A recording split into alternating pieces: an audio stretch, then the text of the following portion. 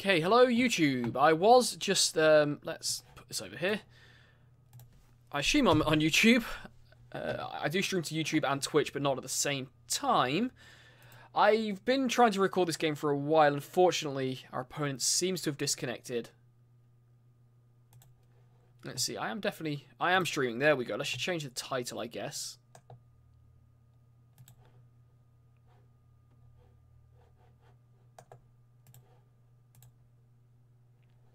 Yeah, fortunately I'm waiting for my opponent to come back, but I figured, like, since I'm waiting here for this, I will,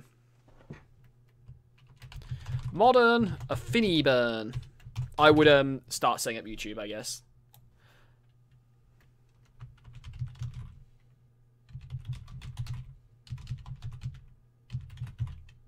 Is amalgamated is a word. Oh my god, I'm so impressed with my vocabulary. Amalgamated with burn. We're going to put 8 blast.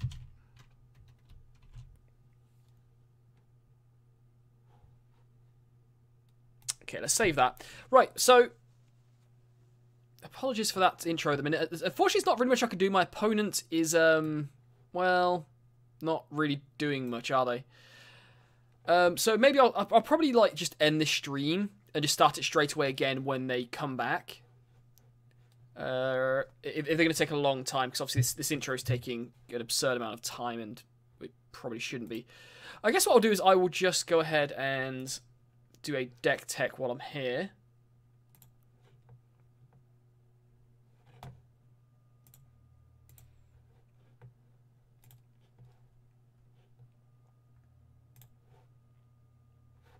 So, yeah. Okay, let's stop the stream and start again. Okay, hello everybody, it's Dan with MTG Tavern. Unfortunately, I'm in a game where my opponent is not really here.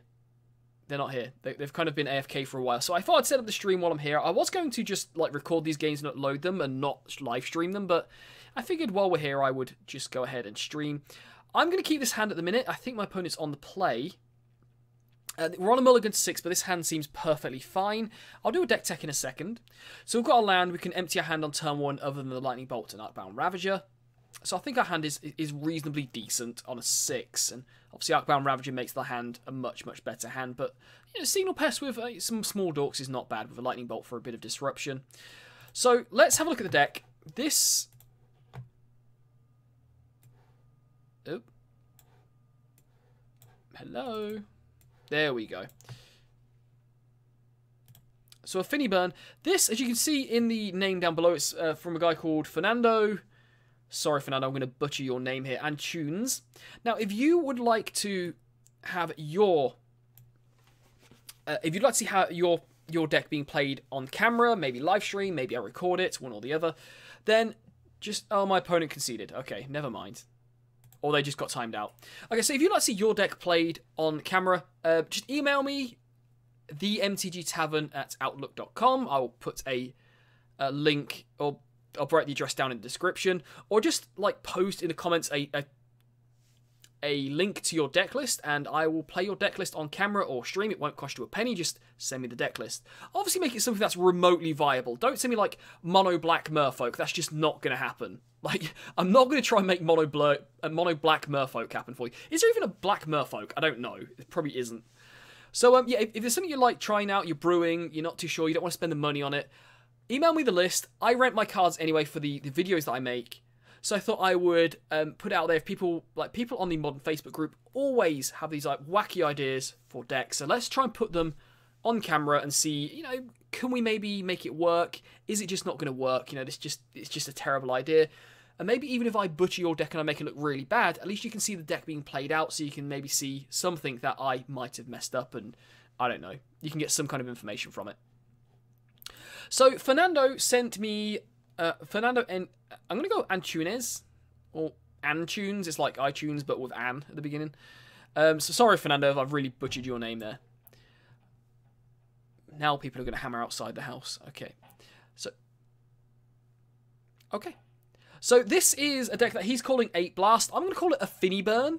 So the original list for this deck had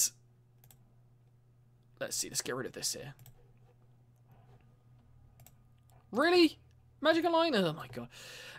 It originally had 2 cards in the main that aren't here anymore now. Fernando did say I could make changes in the sideboard. I spoke to Tom, and Tom said to me, look, you probably don't want to have a Hope of Girapor. Now, Hope of Girapor, you know, let's get Hope of Girapor on here.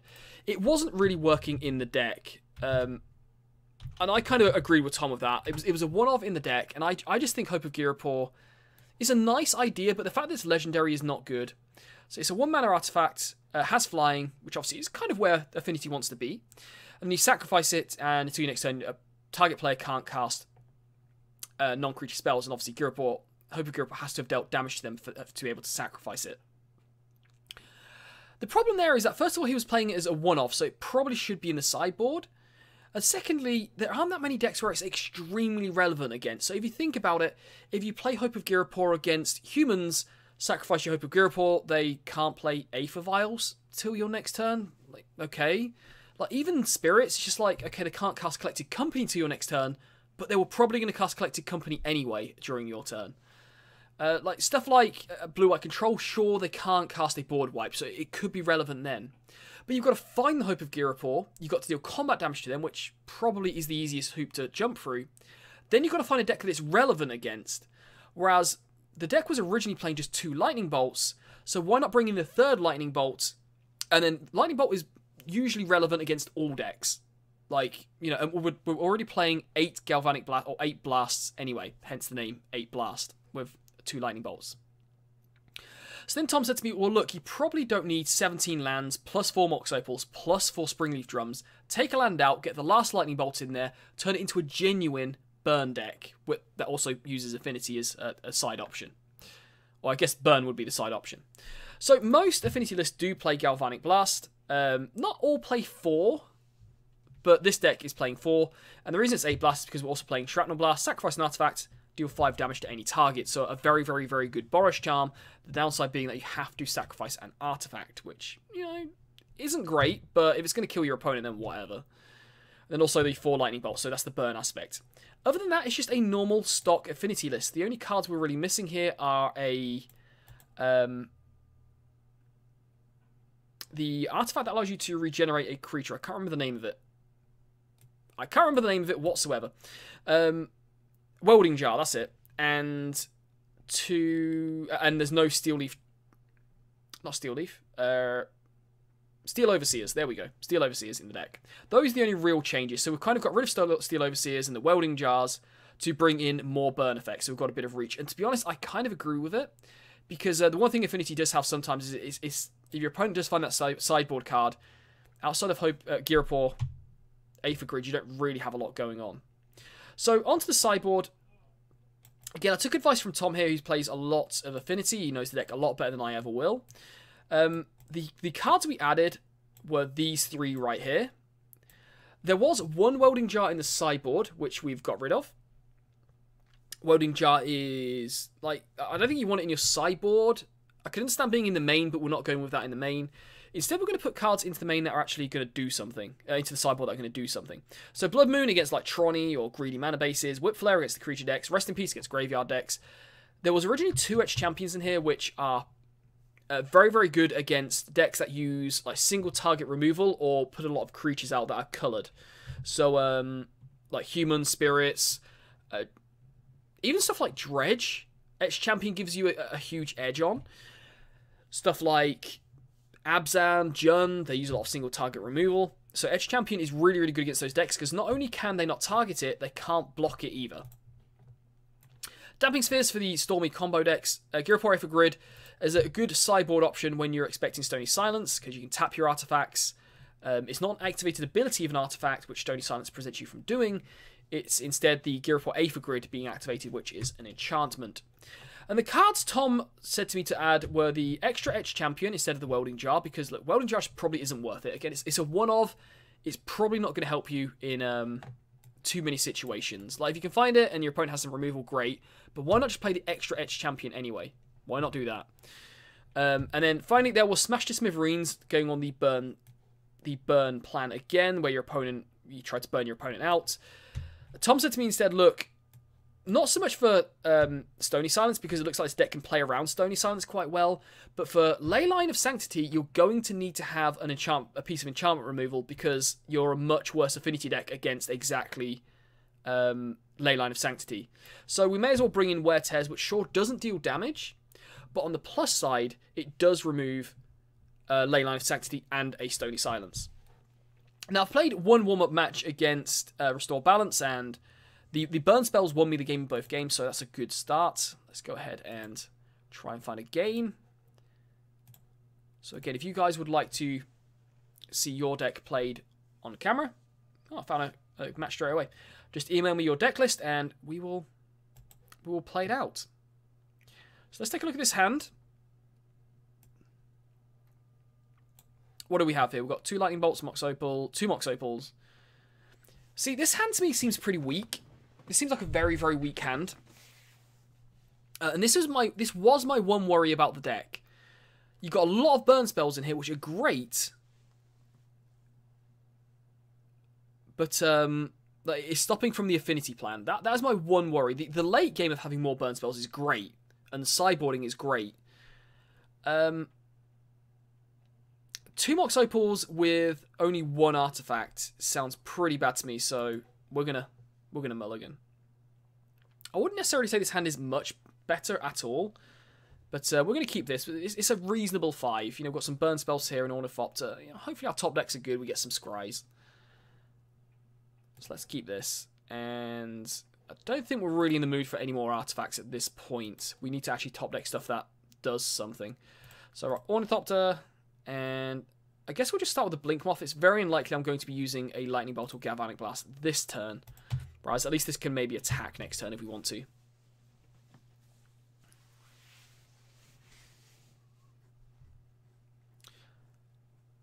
Okay, so Misty Rainforest, go. What are we against there? Okay, Memnite, not great, but whatever. So this could be anything. My opponent's for some reason making a stop on our draw step. Don't really know why. Man, Coca-Cola raspberry flavour is actually really nice. So Coca-Cola Zero with raspberry flavour. It's pretty good. Right. Opponent, why have you made a stop on our own upkeep? There we go.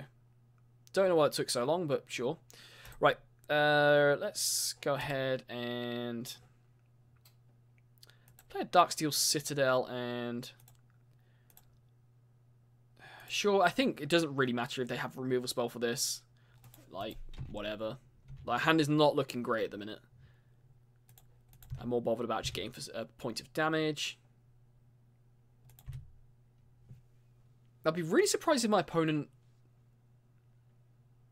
I don't think I'd use a removal spell right now. I would wait to see if I play anything out after combat. Which I guess we've tapped out now, so we probably won't be. And then, like, just Bolt or Gut Shot or something like that on end step. They could still have a Gut Shot in hand. They are demonstrating they could be Izzet Drakes.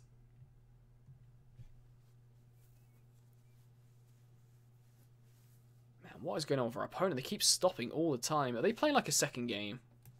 No, they're not. Okay, cool. I should play this Memnite out, and that will do it for the turn. So I'm hiding this mounting at the minute, because I'm not looking to... Yeah, this could be Izzet Drakes, it could be an As Foretold deck again. Oh my god. Well, let's animate this again. Get it for 2 points of damage, hopefully. Whatever, I'll attack with the Ornithopter, not that it really matters. I'm assuming they don't have a weird way of getting 2 white mana for a Sail the Wreckage. Okay, cast another Ornithopter. And put the mountain down. And we'll pass to them. Now, the good thing about... Okay, so they are Drakes. They are Drakes. Now, the good thing about this burn deck is now we have 7 points of damage reach here. No, I will give all of that up to have an actual win condition in my hand right now. Because at the minute we're swinging for, what, 2 points of damage a turn, which is not good. It is not good. Unfortunately, we've drawn a lot of our Ornithopters here. Faithless Looting, okay. So our opponent could be trying to somehow go off here with some Phoenixes. An Emrakul. Oh, it's Blue-Red Living End, I think, or it could be Through the Breach. Oh, it's through. Yeah, we just saw it there. It's Through the Breach. Okay, so it's not. Is it Drake's? That's actually a lot more scary because now it leads me to they can have counter spells quite easily and a lot of removal as well. So that's quite scary. Top of the Springleaf Drum. Let's go ahead and animate Blink Moth, getting for a couple of points of damage. Holding back Ornithopters.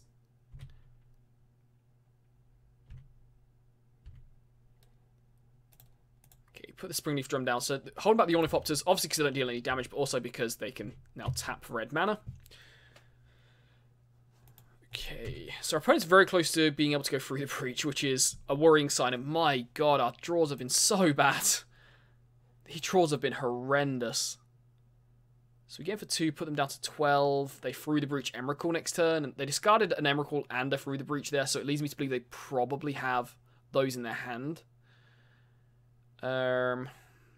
Okay, well, yeah, put them down to 12. We can essentially put them down to 5. And this is kind of demonstrating the good and the bad of this deck, I think, or this build. So I'm kind of glad this has happened. Because at the minute, we potentially have...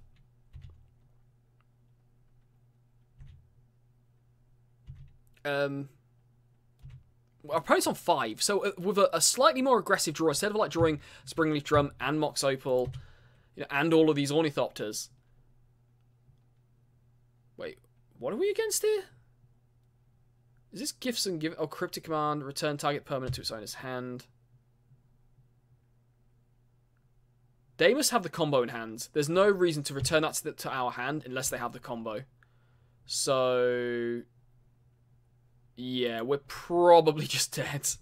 We're probably just dead. Although saying that, with that being said, we aren't just dead to Through the Breach here. And Emrakul. I mean, we pretty much are, but we're not just dead. If we top deck a land, play our Mox Opal, we can actually... Okay, well, let's just go ahead and do it. I mean, don't get me wrong, we're almost certainly dead, but we're not like completely dead. My god, now we top deck this! Oh, good grief. Okay, that'll do it. That would have been so useful, like, instead of all these fucking Mox Opals and... This is why I can't be trusted with decks like Affinity, because, like, decks like this just seem horrendous to me. Like, you just need all of these pieces to go well together, and it... Ugh. Oh, well, right, okay, so... Rest in Peace isn't going to do anything. Edge Champion might be quite good here. Blood Moon isn't really going to do anything. Not convinced Wear Tear is going to do enough. Damping Sphere probably... No, that doesn't do anything. Man, we don't have anything other than Etched Champion. We literally have nothing for this matchup.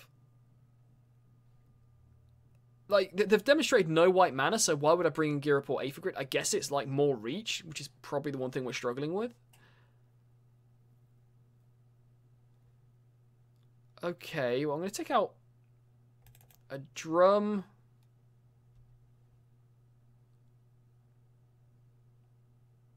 Wow, what do we even bring out? Bring in? Take out.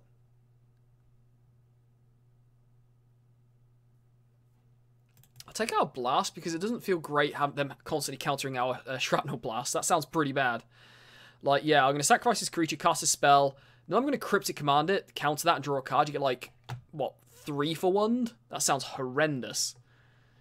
Oh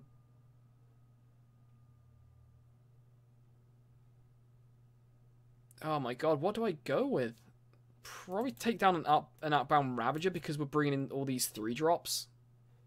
Go with that. I don't know. Right, let's hope for a better game 2. So there's a Shrapnel Blast there, that's good. 2 Mox Opals. Ugh.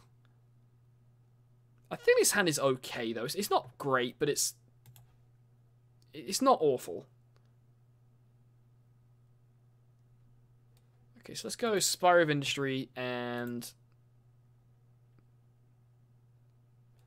Signal Pest, Ornithopter, Mox Opal, tap said Mox Opal for some manners, pay 2 life, Volt Scourge, not a bad turn 1.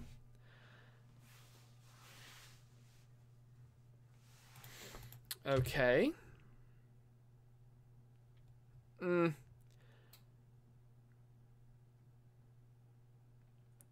Yeah, if our opponent has any removal, this doesn't feel good. I guess if they have removal, though, we can transform the Shrapnel Blast into 5 points of damage, so it's not as bad. I guess that is the one upside of Shrapnel Blast. It's an instant as well, so that's really good. Okay, so let's go ahead and get in for some damage. If our opponent lets us. So yeah, trigger here, 1, 2, 3, 3 points of damage. Oh good god, that's horrendous. Okay.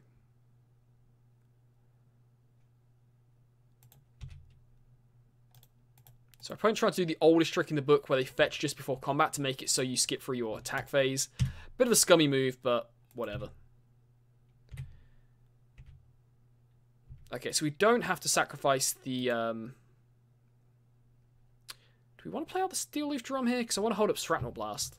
I think I'm going to hold up Shrapnel Blast instead. Yeah, I'm worried about a removal spell here, so I'm just going to hold up Shrapnel Blast instead. I don't think we need to have Springleaf Drone. I don't think I'm going to be, like, tapping these for mana anytime soon. So I think I'd rather hold up the 5 points of damage instead.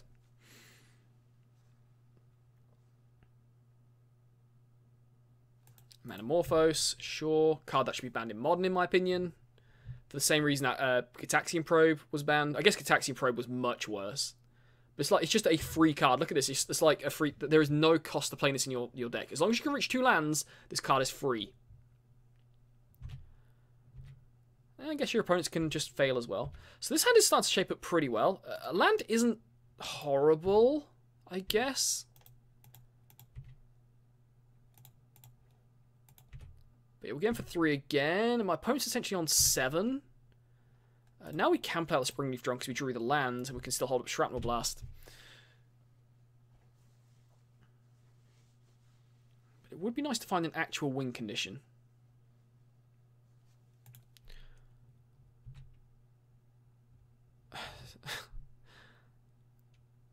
Tom, how would you play Affinity? Like, this just... I guess you could argue this Shrapnel Blast could have been a Steel Overseer, but the Steel Overseer would have got bolted on spot. Oh, this just feels horrendous. Well, hopefully our opponent is kind of hoping we to tap us down next turn and then through the Breach Emrakul.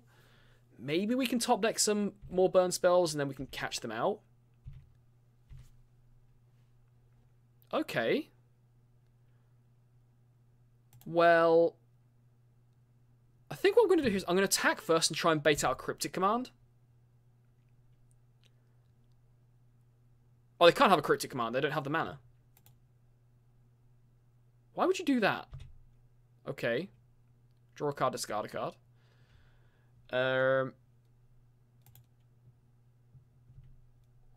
See what I mean? Again, my opponent is like trying to like do this. It just happens to did it before combat again. It's such a scummy move. It's just like, it's a 2-ticket like you do. Do you really care that much? Whatever. We've gained a lot of life here. So I'm going to put down the... Yeah, I'll put down the Arcbound Ravager. And then we still have Shrapnel Blast up. So we can win for a Through the Breach Emrakul here. We sacrifice like 1, 2, 3, 4, 5. Yeah. So we just need to find a burn spell. All we need is a burn spell. That's all we need.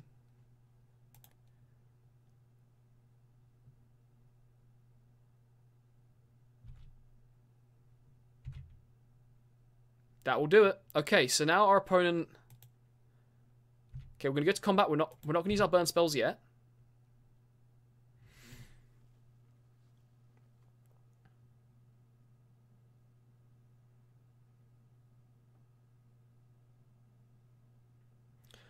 So tap all creatures, draw a card. Okay, so what we're going to do is we're going to do this in response. What can they have here? A spell snare gets us.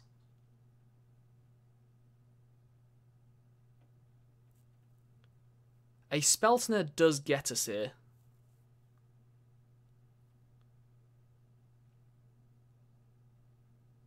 A spell pierce won't get us. So I think if my opponent has spell snare, or a ceremonious rejection won't do it. And it wouldn't be unreasonable for them to have a spell snare, but it would probably be a 1 or 2 of in their entire 75. Like, playing a spell snare against Affinity is perfectly reasonable, because you have Affni-Burn Ravager, Vault Scourge, normally you have like Steel Overseers, we don't. Cranial Plating, so it would be perfectly reasonable for my opponent to have this, but I think at the same time we have to go for it if we have it. So we'll sacrifice the Darksteel Citadel.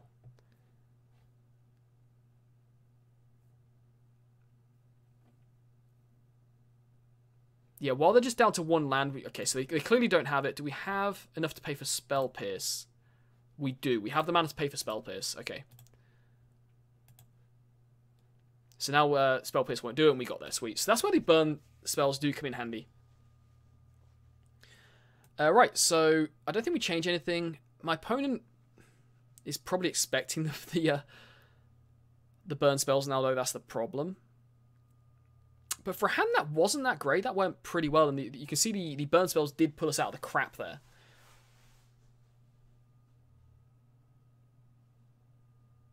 Do we consider a Girapur Aether Grid?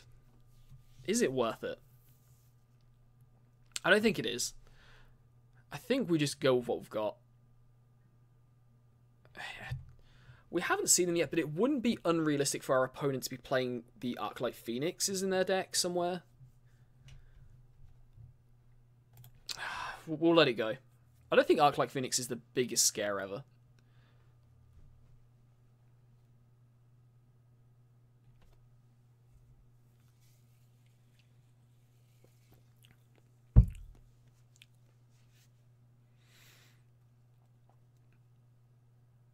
Okay, so what have we got here? 2 lands, pretty good. Springleaf Drum, pretty good. Ornithopter for turn 1 as well. This hand seems keepable. We do need some artifact creatures, but I mean, a Cranial Plating is a good card to have in this matchup. Now, it could have stuff like a Braid, but I think this is a perfectly reasonable opening hand. We've got some burn spells for some reach in the late game. Okay, so I assume this is a Serum Visions from them.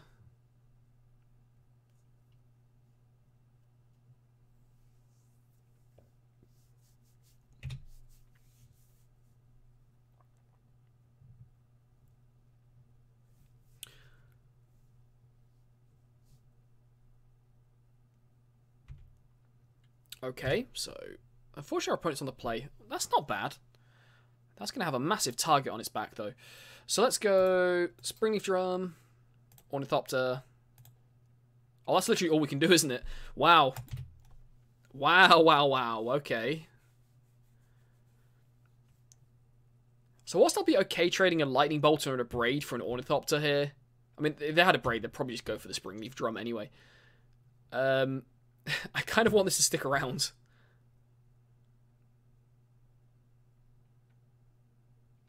Manamorphose, again, a card that, like, there's no cost to playing this. In fact, it helped, like, having this card in the deck helped them. Like, because they get to draw a card whilst also improving their mana base, because this was, like, colorless at first. This, like, I'm starting to really feel like my opponent has Phoenixes in their deck, and they've switched to a graveyard strategy. Which, to be honest, if they have done that, I'm more scared of Free the Breach Emrakul than I am. Oh man. You know what? I'm actually going to bolt in response. Because I don't see them playing many creatures we want to bolt. Alright, so let's play this. The Vault Scourge is actually a decent top deck. So let's go Affni-Burn Ravager. Tap said Ravager. And we can do something like that. Okay, sweet. Happy times are coming, unless our opponent has loads of removal, in which case, for fuck's sake.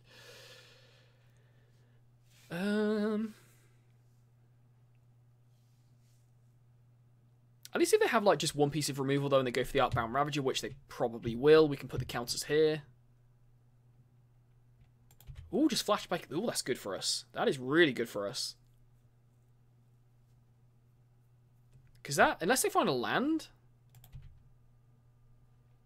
What's here? Flame Slash or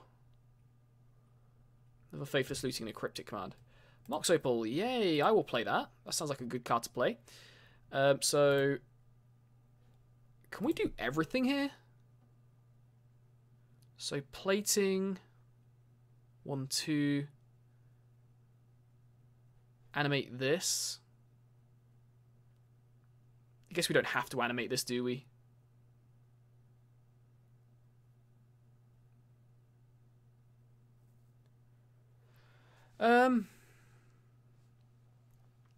Sure. Whatever. So, 1, 2, cranial plating.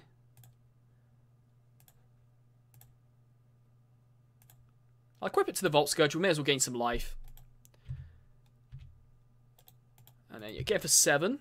And then we have lethal next turn if we get in for any kind of damage. Well, I guess it'd have to be 2 points of damage. You know, I guess a reason to not attack with this would have been that we could have, in response to a board wipe here... Oh no, a board wipe wouldn't work, actually. That's a stupid idea. We could have animated a Blink Moth Nexus. There could be a window where we might want to animate Blink Moth Nexus, but I think the 1 point of damage is probably worth more than having the ability to animate Blink Moth Nexus. So we could have just equipped the cranial plating here and tapped the Outbound Ravager rather than tapping the Mox Opal. So is that...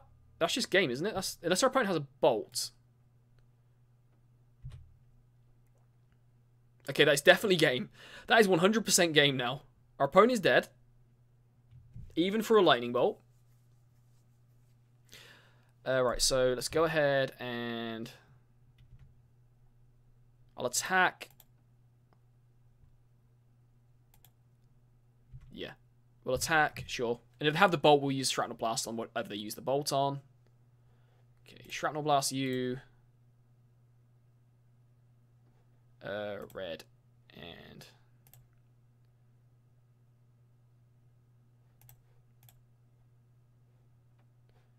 Wait, have I done this right? Yeah, Shrapnel Blast you. Pay 2. Sacrifice this guy. And then Galvanic Blast you. GG's, the burn got there. Wow. This actually worked out pretty well. That worked out pretty well. I mean, it's quite fortunate our opponent was kind of stumbling around, but yeah, that was really good. That worked out pretty well. Yeah, that seems to deal with an issue that Affinity has, where when your opponents have answers, you can still get that bit of reach. Okay, so we'd like to play first.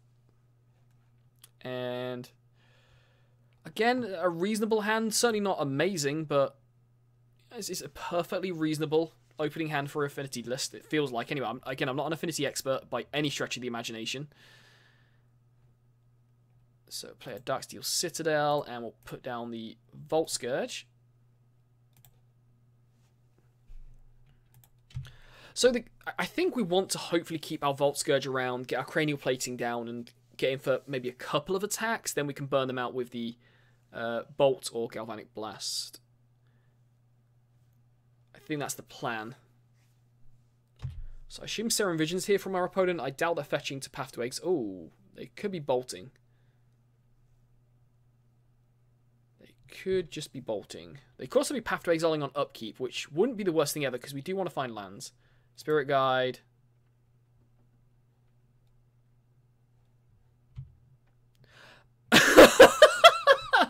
We're playing against Mono Red Prison.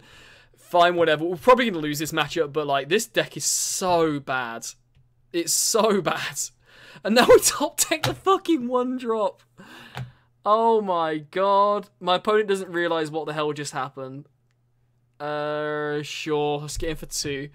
Like, this deck is so bad, like, Boros Prison. But, like, yeah, why not? Okay, we're probably not winning. We're certainly not winning game 1 here, I don't think. Oh my god. Especially when we keep top decking all these 1-drops. We have no removal for this, by the way. We have absolutely no removal for Chalice in the main. We have stuff in the sideboard.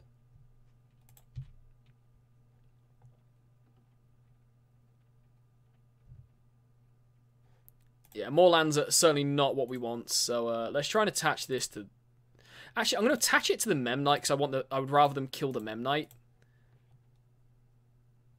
I don't think our life total is going to matter too much here.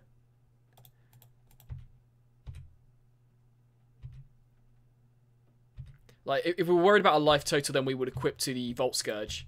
But I would much rather them bolt or have to exile the Mem Knight over the Volt Scourge. Gideon the Trial, sure. By the way, again, my opponent probably doesn't realise what's just happened. Excuse me. Like, look at all of this. Like, without this, they are probably dead. They are dead this turn. Without that. Okay, so they put it on this. Interesting. That just killed Gideon.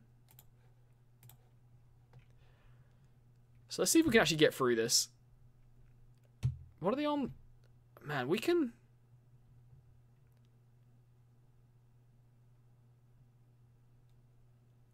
You know, I'm just going to attack them. I'm just going to attack them.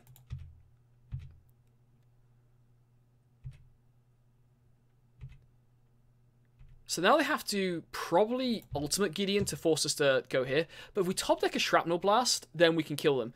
By the way, like I said, that is ridiculous. That's crazy. How good that's worked out for them. Board wipe. Oh, Nahiri? Okay.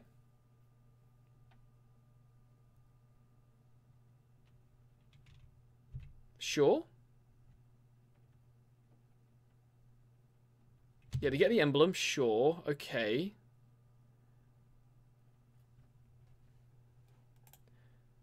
Haha! We can get around your stuff. Right, so equip here.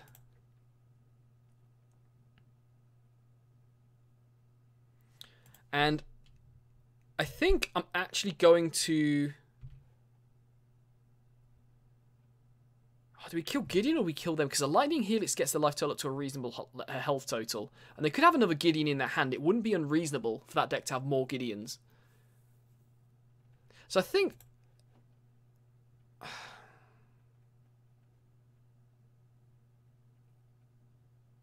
Yeah, I'm going to attack then because... Then at any point, I'm going to get them below 0 while I can. Because this doesn't say your life total can't go below 0. It means you can't lose the game. Send a Shrapnel Blast, kills Gideon, wins the game. And we have the Darksteel Citadel, so we can sacrifice the... sacrifice it to the... Yeah, this is still an artifact, so it doesn't matter.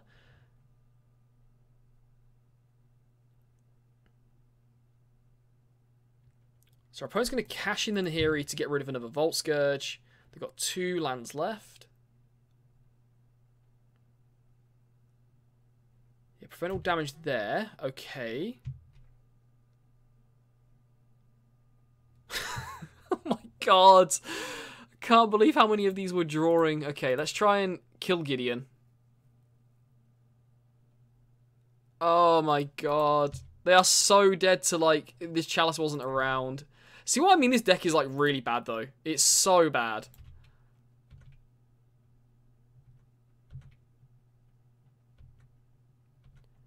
We need a Shrapnel Blast. We really need a Shrapnel Blast. Or, like, another Cranial Plating would be also okay.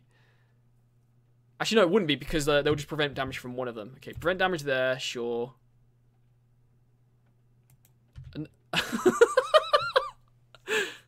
Sure. Get around, like, that's a way of getting around it. Why not? They survive another turn. Come on, Galvanic Blast. Let's go. Oh, I don't want this shit. Okay, pass to you, my friend. You survived another turn. Like, we need a Galvanic. I can't believe this. Look at all these 1-drops. Okay, prevent damage. Do you have a bolt or anything? It's getting to the point now where, like, if they have a removal spell, we can't deal with... No more lands! Okay. Swing at Gideon.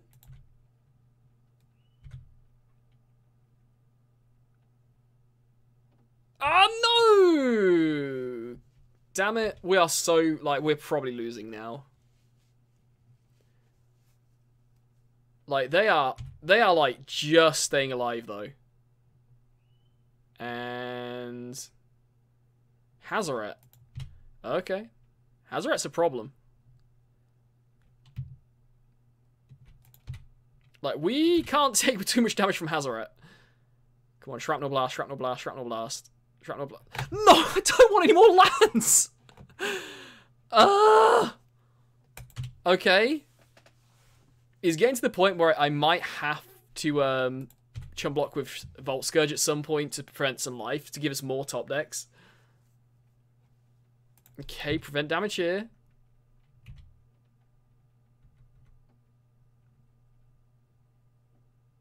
Oh, they're keeping a card in hand. Okay. Really? It's run 16 lands. We've drawn like almost half of our lands in the top 16 cards of our library. Oh my god.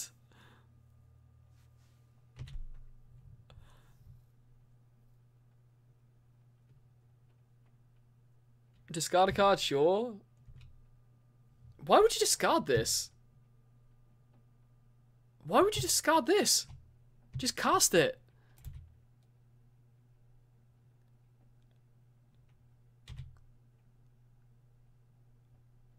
Oh my god, the mana flood is real. Oh my god! We've literally drawn half of our lands in the top 17 cards of our library. I'm just going to let this one go. Gideon's out of range now, so it's just not going to happen. That is absurd. That is crazy. Okay, so let's bring in the enchantment removal. The extra champions seem pretty good as well, because they can't target that. That was absurd. So I think I'm going to take out the, not the Galvanic Blast, the Lightning Bolts. Reason being is because they have Chalice. So we're trying to shrink down our 1-drops as much as we can here. I guess we're on the play, but we're looking to top deck these. Is there anything else we want? Not really.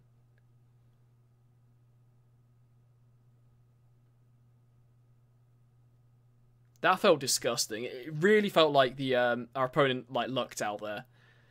Like, you're drawing half your lands in the top 17 cards of your library is just crazy. And then like obviously Chalice on 1 while we have like how much burn spells in our hand on turn 1. That's just, yeah. It felt like, and that demonstrates why that deck is bad, by the way, because everything had to go right for our opponent there for them to not, for them to just survive. Like, just survive. Right. So let's, I guess we'll take out more 1-drops. I guess on the play I'll keep the Springleaf Drums because it's going to be a bad top deck one way or another later in the game anyway. So hopefully on the play we get it on turn 1. Signal Pests, we probably want those on turn 1 as well, whereas a Galvanic Blast, we can probably trim them.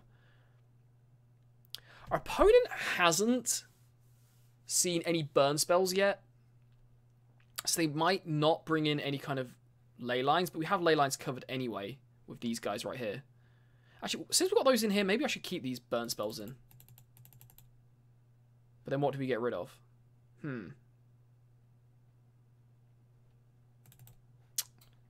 I guess we'll trim some of them. Okay. That will do. Right, we would love to play first. And I think we're keeping this hand. This is a perfectly reasonable hand. The turn 2 gear report Aether Grid feels pretty good. Okay.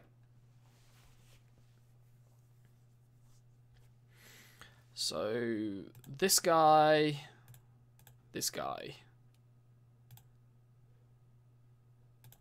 this guy, and we can't activate this, can we? So, yeah, no, we can't pay the manas. So, yeah, pass the turn.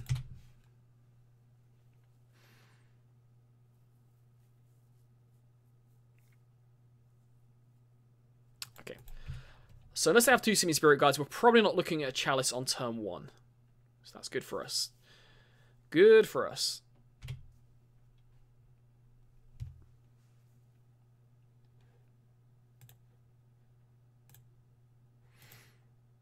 I guess we're not looking at a turn 2 Gear Report Aether Grid, but it's still perfectly fine, I think. And we can turn a removal spell into a Shrapnel Blast anyway, so because the Mox Opal's now online.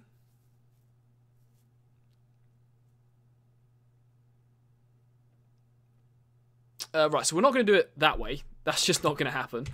But we can play for that. That's why Gear Report Aether Grid is good against Stony Silence. I guess it's fine hitting lands for now. I think I would much rather just get for some points of damage here rather than play the Gear Report Aether Grid. So I think that's what I'm going to do.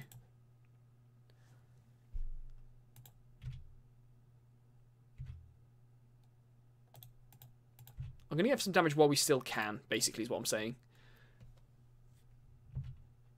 It's only a matter of time until they get some removal anyway, until they get removal. So let's just get for the damage while it's there. We can play the Gear Report Aether Grid later on anyway.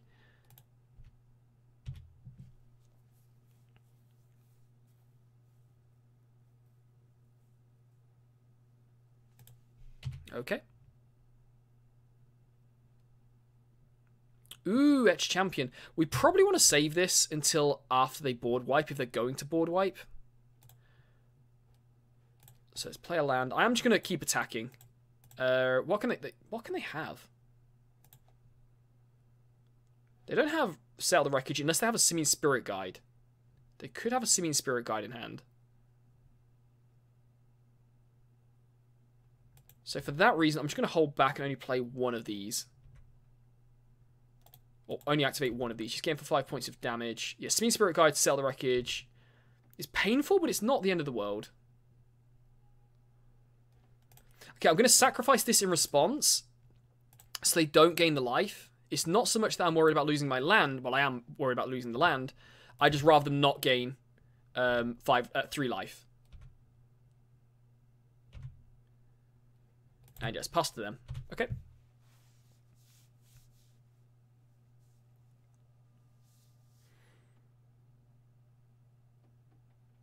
Okay, so feels like Anger of the Gods, Sweltering Suns. Okay, just as bad. Okay, so now would be the time to put down Gear Report Aether Grid, I guess. 2 Etched Champions. It's not really where we want to be.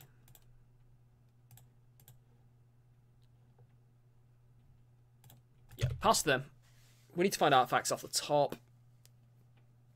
Feels like this deck is their deck is just built to beat Affinity. What do they have?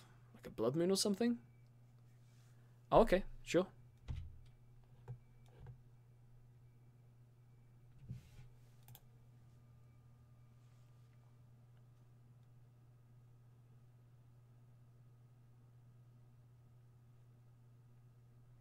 Yeah, Chalice on 1 we're not that scared of anymore. Sweet. That's an artifact, which... So now the Etched Champion can't be targeted, and we can start tapping, 2 artifacts to deal 1 damage a turn. That's not a lot of damage, don't get me wrong, but it's going to be really hard for them to remove the Etched Champion for a while. They need a board wipe to deal with 1 creature. So this feels like they're playing a board wipe now, by the look of it. They do have to play a board wipe, though, because this thing will take over the game if they don't. So, yeah. Deal damage. Yeah, tap these 2, deal a damage to you.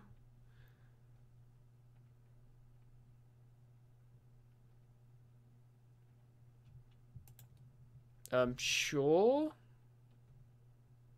And our opponent's got everything. They've drawn everything.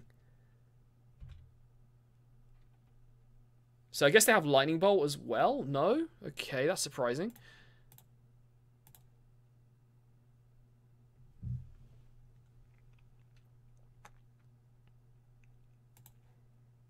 Okay, let's cast the Outbound Ravager. They don't have the Lightning Bolt. That's good for us. I think I just misplayed. I probably should have played the second Etched Champion. Because at this point, if they have a board wipe, we're probably just going to lose. Whereas now they can have like a Bolt plus Path. We only have 3 artifacts out. Whereas now but if I play Etched Champion out, they have to have a board wipe. Looks like they've got a board wipe coming. Anyway, oh, it's Gideon. Okay. Well, Gideon can't target the Etched Champion.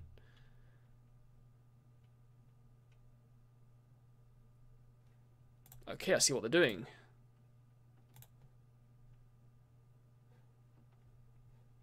Wait, what? Yeah. Right, target Gideon. I almost like targeting my own Arcbound Ravager there. Wonder if it might be reasonable to deal 1 damage to my own Arcbound Ravager to get a counter on the Etched Champion. I wonder if that might be reasonable. We're going to stop in their upkeep and we'll use the Gear Up for Grid then as well. Oh, hello. Hello. Hello. Hello. We can't activate that ability, but we can use this. Oh no, we can't. Oh my god. I'm such a dumbass. I can't use that. Oh my god. Okay, so... yeah, we'll get rid of Gideon. Let's get rid of Gideon. Oh, I fucking hate Stony Silence. We have Wear Tear as a good top deck, though, to get us out of this shit. Right, so we're not going to play the Etched... well, we can't play the Etched Champion, even if we wanted to.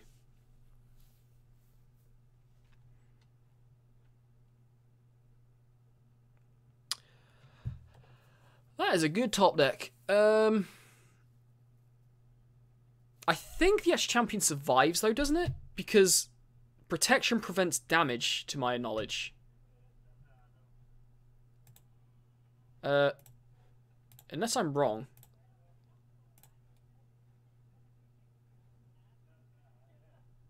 This will get exiled, though. That's worth noting. Yeah, it doesn't kill us. So, the reason is because when the damage is inflicted, protection not only... protection gives you... it prevents the damage that would be dealt. So if this was a board wipe, like if it put if it put -1/-1 on this, or like a whole bunch, I don't know, like Languish, or if it was an actual board wipe, then it would have killed us. It would have killed this. Oh, not lands again. Okay, well, our opponent is very, very close to dead. In fact, they are dead next turn, even for a board wipe, because we have the second Etched Champion in our hand. So we can deal 1 damage here. In fact, they are dead for a board wipe. They have to get rid of this and the Etched Champion. So even if they get rid of this, we can deal 1 damage through this by tapping this and this. Okay, Chandra, go ahead. Doesn't do anything to my knowledge. Exile the top card. Go ahead. Emrakul. Go ahead. And the game's over, yeah. Sweet. So Girapore for Grid Gods there. Our opponent had everything there as well, apart from like an actual board wipe, like a... I don't know, what's the... not end hostilities. I don't know, like 4-mana board wipe. I don't fucking know, Jesus Christ. Right, so they kept in the burn spells. They didn't see a lot of burn from us. I think they saw the Shrapnel Blast, but still. Right, we'll keep with what we've got. I don't think we get much in the sideboard here. What have we got here? Shrapnel Blast, Outbound Ravager, Signal Pest. This hand feels weak, but at the same time,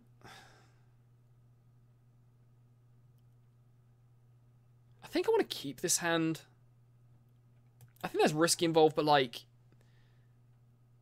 I guess on the draw, if my opponent has a turn one Chalice. Yeah, they got turn 1 Chalice. Of course they have. Okay. Now, turn 1 Chalice on the play. Oh, they weren't on the play game 1, but still. That's pretty disgusting. Okay, Etched Champion's a pretty good answer to that, though. So let's play our Nexus and pass to them.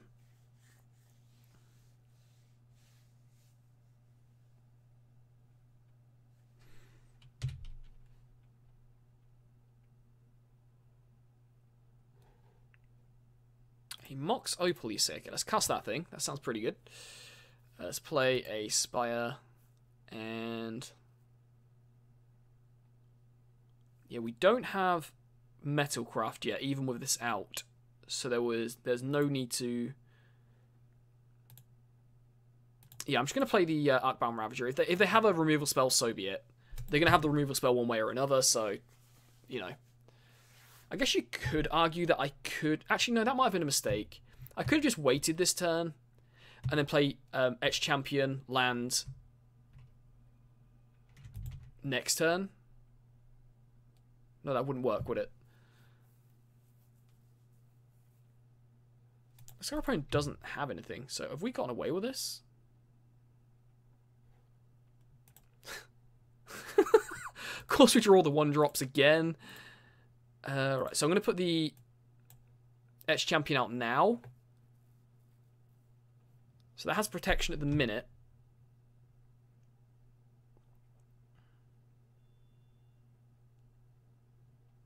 Okay, what would you like to... Oh, the cycling, okay. I thought they were casting. I was like, what?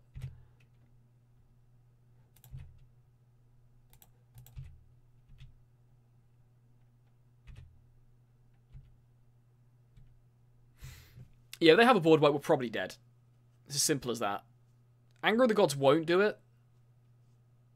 But, yeah, like an actual board wipe will do it.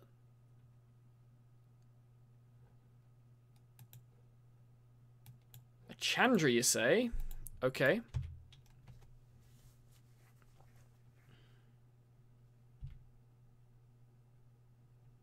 So they really are just trying to buy time here. They're down to 3 cards. Jeez. Memnite, sure. We'll cast a Memnite, play this.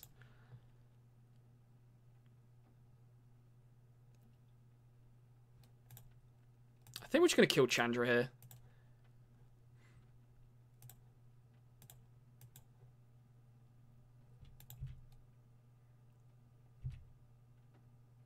Yeah, attack all at Chandra. Not the greatest feeling in the world. That's 5 damage not going at their face, but we can't just let them keep getting cards off the top of their library. Actually, you know what? Maybe while they were tapped out, I should have gone for a 5 damage on them there, because it puts them down to 13. Oh, no, never mind. I was going to say, like, then we can put them down to 7 next turn, and then a Shrapnel Blast, but then they're still not dead. So, yeah, I think it was definitely right to take out Chandra. Lightning Helix. Okay, so we will sacrifice in response, not just because we want to sacrifice it. Yes. And then we get to put the counter on the Etch Champion. So the key thing is, not only do we get the counter on here, but we also prevent them gaining 3 life, which is pretty huge.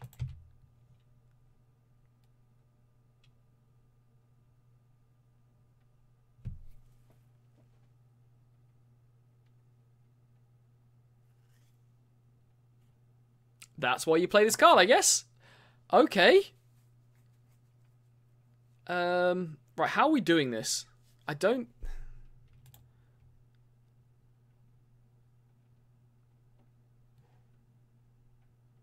Right, I think the best way to do this is to just animate one of these. So what we're going to do here is, I'm only going to get in with this. Oh, this isn't going to work, is it? This isn't going to work out how I thought it would work out. Oh no, they can't play Bolt. They can't cast Bolt because of Chalice. Okay. So they have no removal spells. Unless they have a Simian Spirit Guide in hand.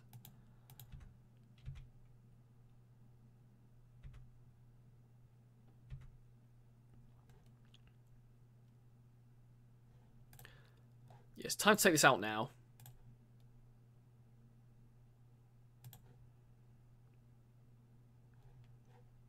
Then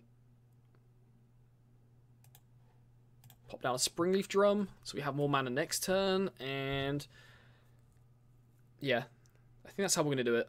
Maybe I should have played Signal Pest there, actually. That was probably a mistake. They found the board wipe. That kind of blows. Luckily, we've still got these creature lands available, though. I guess the Signal Pest is pretty good in that regard as well. Ornithopter, sure. So Ornithopter...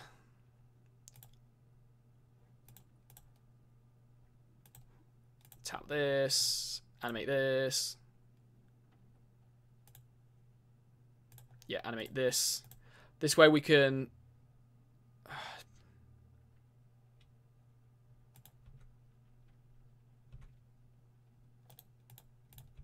I'm going to give 2 points of damage. I'm going to give my opponent a window where they can get rid of our signal press. What the fuck is that? Okay.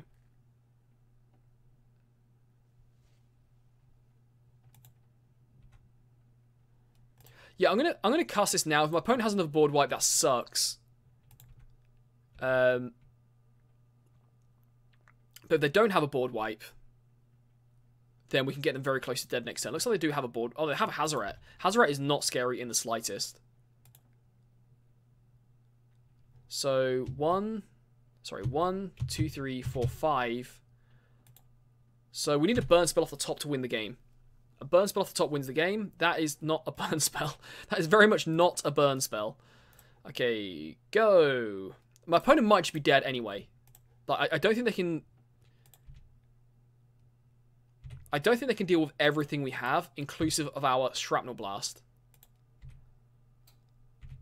So we get them for 5, put them down to 6.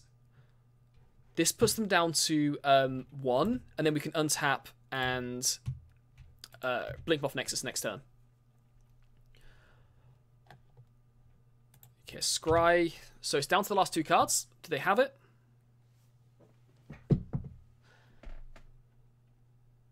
Stony Silence.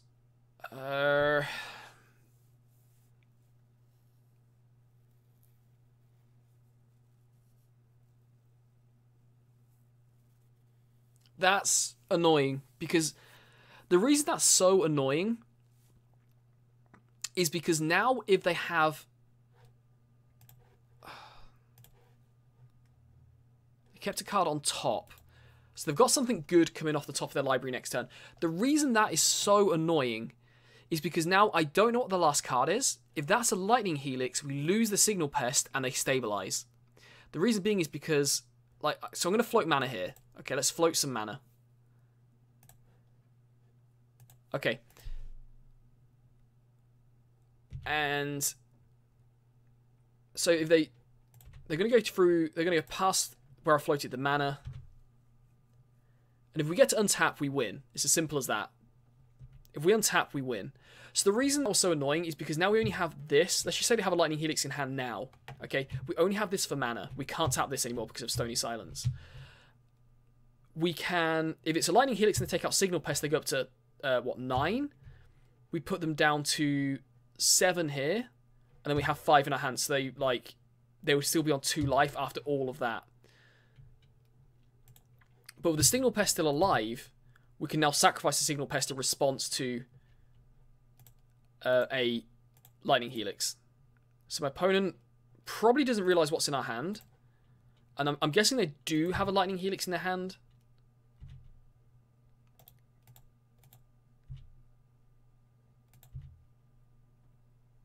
Or do they? No, they don't. Okay, so they're just dead. Okay, they're just dead. Never mind. Okay, all of that thinking and they're just dead anyway. Okay, sure.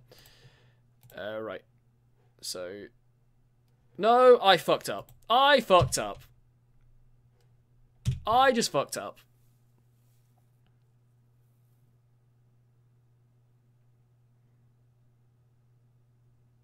Okay, never mind. We're fine. I fucked up because I didn't need to attack with this creature.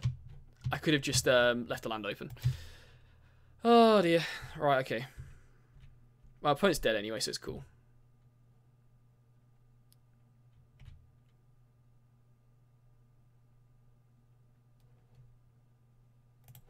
Okay, Volt Scourge you. Wait, what did this do? Destroy a tapped creature. Attack him if able, and... Okay, sure. So, dead. Make sure I've done this properly, yes. Target you. This guy. Sacrifice this. Deal 5 to you. And again, the burn has really got this deck through so far in the 2 matchups we've seen. My opponent... I'm so glad that happened, though, because, like, red-white control is so bad. It's such a bad deck. I don't know what anyone will play it. Like, everything went well there for our opponent in games 1 and probably game 2, to be honest. Game 3, not so much. And it's still just about, like, we just about won, don't get me wrong. But like even in the game one that they won, they just about survived. So I think they were pretty fortunate. Anyway, what do we got here? Kazinanga against Kha'Zix. I don't know what Kazinanga is. Sure. Right, so 1, 2, 3. Play that. We can't play that. It seems like a perfectly reasonable hand, doesn't it? Yeah, I'm going to keep this hand. It's certainly not like explosive or anything like that. We're not going to be winning on turn 2. We're probably not even going to be winning before turn 5, to be honest. Okay, right. Citadel. Cast this. Cast this. I think I'd rather put down Signal Pest over a Volt Scourge here. Because obviously we don't know what we're against. We could be against a Burn deck, but assuming we're not against Burn, the life gain doesn't matter, whereas this represents more damage. Ooh, are we in a mirror? Oh, we're against, like, eggs.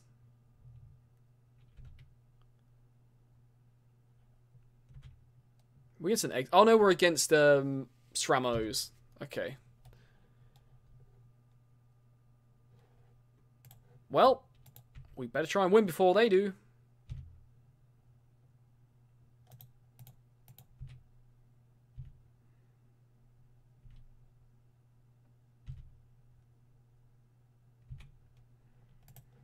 Alright, so Volt Scourge.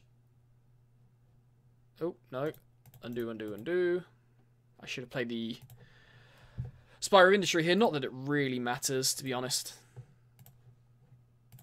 Because our life total doesn't really matter. It's not likely to anyway. Yeah, so they're looking to put down a SRAM or a Pure Steel Paladin, then play a bunch of 0 drops. Extremely linear deck they're playing, like really linear. But also kind of like not that interesting, to be honest. I don't know why anyone would play that deck. It's kind of boring. Well, I guess we better hope they don't have a counterspell in hand. So let's go this guy and this guy. Cranial Plating, do you have a counter?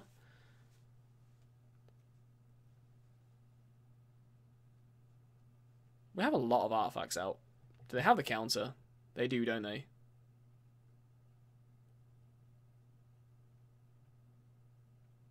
Oh, so we're an invention deck. Okay, I got you. Still makes it a boring deck. Okay, so they're going to Pithing Needle. Pithing Needle and name Cranial Plating. Sounds good. My opponent is officially a boring person. I have a very, very low opinion of people who play prison decks, especially artifact-based prison decks. Right. Cool. Let's go in and attack. We're still getting for a lot of damage. They can play an Ensnaring Bridge next turn, though, and we're probably not looking too good at that point.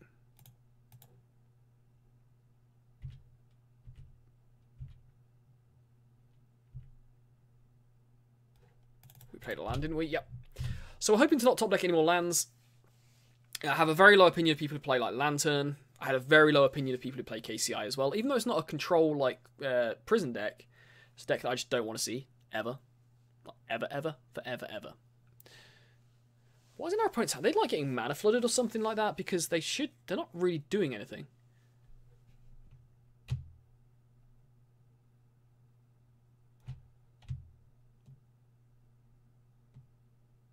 Why does this card even exist? What is the point? Okay, so what are we looking at here? We're probably... Wow, that sucks. A Battle the Bridge. Okay, I'm kind of impressed by that. They gain a lot of life. Sure. We don't want any more mana. Okay, at least we can empty our hand, I suppose.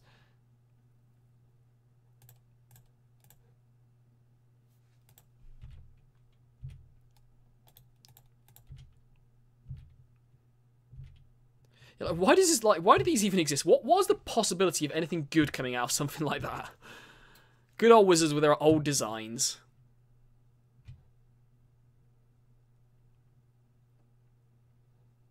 So are we dead yet?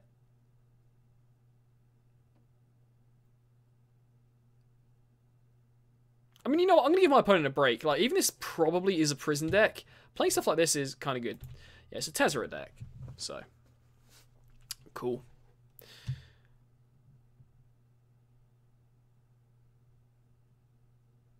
Okay.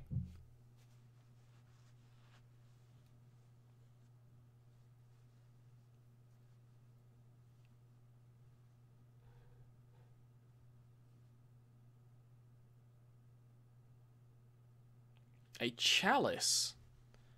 A chalice on 0?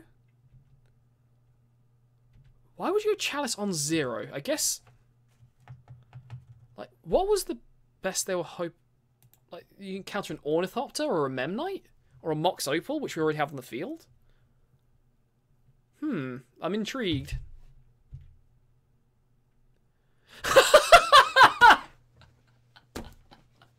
They got me. They absolutely got me.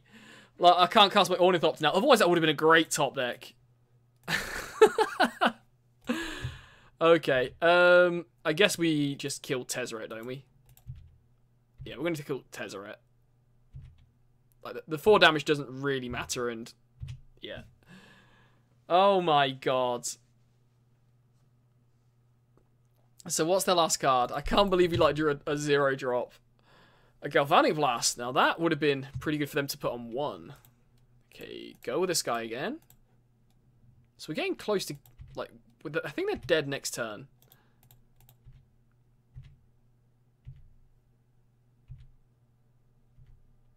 Yeah, they're dead next turn, unless they have another Battle of the Bridge.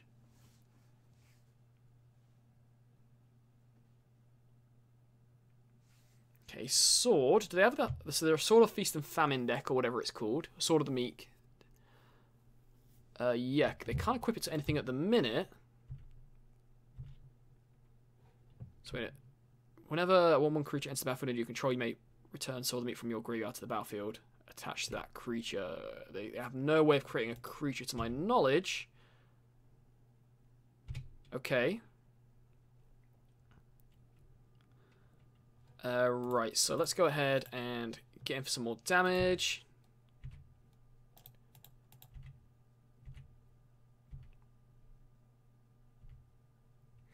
Is there anything I'm not thinking of that could lose us the game here?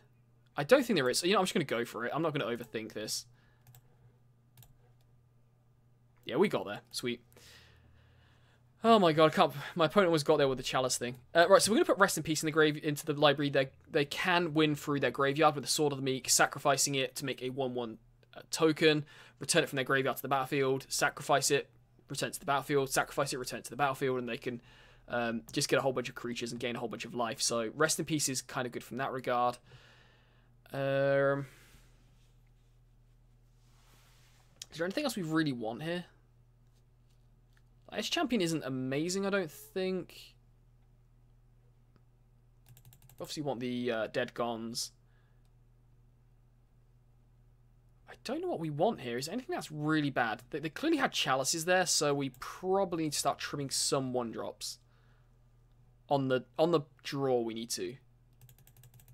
Because there's a very high chance they're going to be putting chalice on 1. I don't know why they put it on 0. Like, countering a Memnite and a Mox Opal when we've already got a Mox Opal out and plenty of lands and, like, Ornithopters. Like, sure. Whatever, dude. Could probably trim a Cranial Plating. I don't want to trim too many burn spells, because if they don't have the Pithing Needle, then... sorry, the Chalice, then we still want these burn spells to do stuff.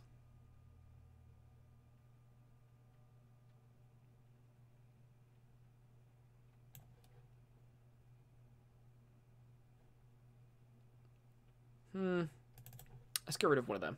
Okay, we'll go something like that. Hopefully this is good enough.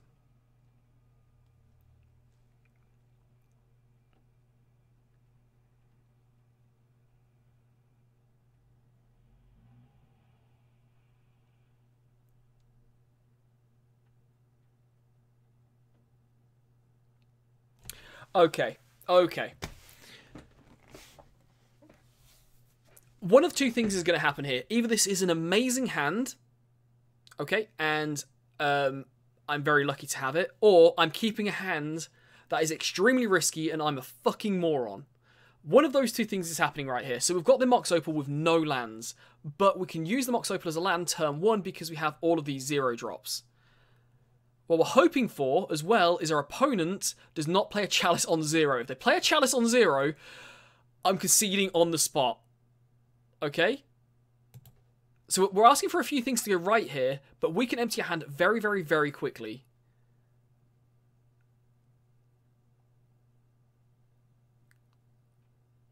Okay, Mox Opal, sure. No Chalice on 0. Okay. So, cast this. Cast this. Cast this. I would like to cast this, please. Then I would like to tap this. And cast this. And pass to you. Signal Pest as well, really good draw. So, Pithing Needle naming Mox Opal now would be a huge problem. No doubt about it.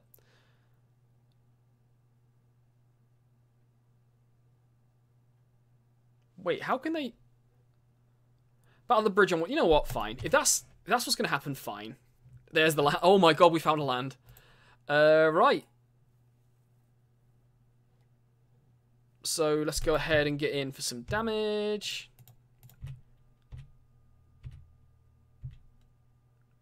And... Signal Pest. Pass to you. Okay, so now Pithing Needle on Mox Opal isn't as bad. Although we kind of do still need the second mana for a little while.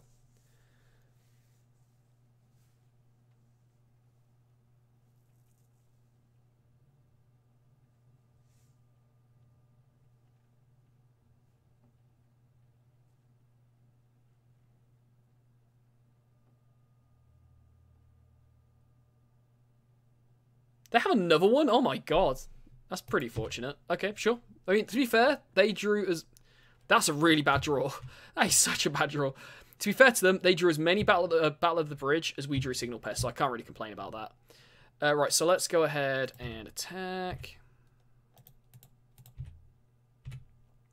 Don't really know why I'm attacking with this. Doesn't really achieve anything.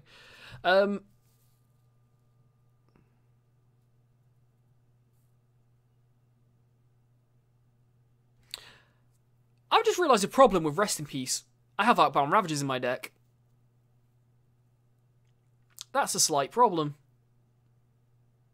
Because modular will not happen. Oops. What a dumbass. Okay. I guess I'll hold up Shrapnel Blast and hope we get there. I should have taken the Outbound Ravagers out. Or at least like a few of them out if we're not going to... if we're not gonna... Oh my god. Seriously? Ugh. Fine.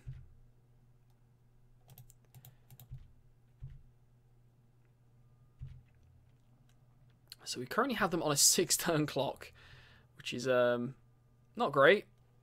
Okay, I'm gonna put this down and hope they counter it. I kind of want them to counter this in a weird way. I wouldn't be crying if they countered it, because we do have Outbound Ravagers in our deck. Although, to be honest, at the minute, Outbound Ravager probably wouldn't be the best. Oh, dear. I would be okay trading this for an Outbound Ravager. Sorry, for a counter spell, but they're not going to counter it. Okay. Sure.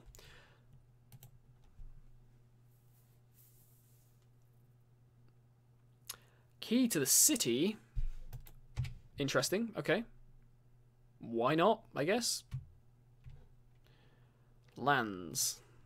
Lands.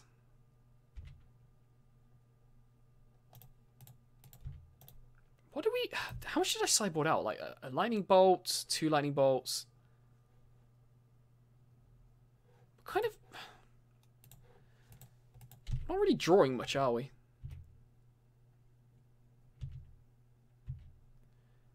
Okay, well, we have our opponent dead soon-ish, I guess. Okay, this card, which, like... Sure.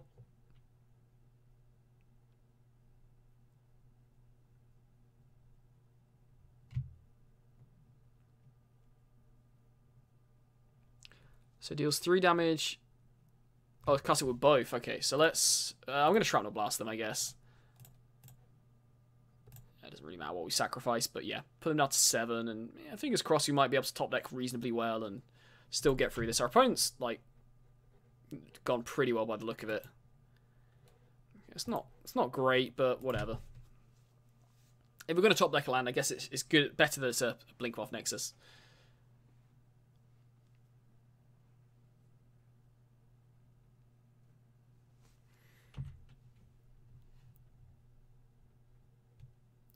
Okay, Volt Scourge ain't bad. We'll wait until after combat to cast that, though, because they might have a removal spell. I'd much rather than remove the Blink Moth for now.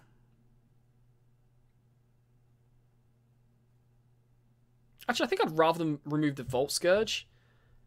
But they're going to have it. They're going to have the removal one way or another, so we might as well give them less information.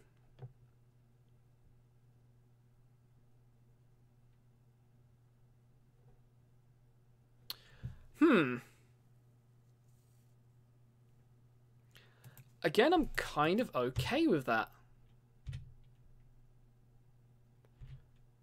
I didn't realize you could cast both with this. Oh, you can cast both. Okay. Right. So this, and we now need to pay life for this because this doesn't tap for mana. So our opponent's got all of their removal. They've been pretty fortunate to draw all that removal. Yeah.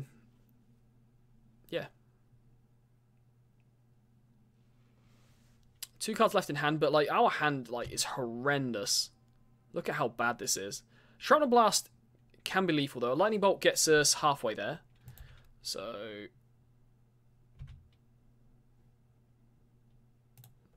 okay, let's go ahead and attack. Do they have another removal spell? Oh my god, they have everything. Man, their draw has been insanely good. And they get to flash it back as well whenever they want. Hopefully they flash it back and try and take out the Mox Opal. That would be pretty good.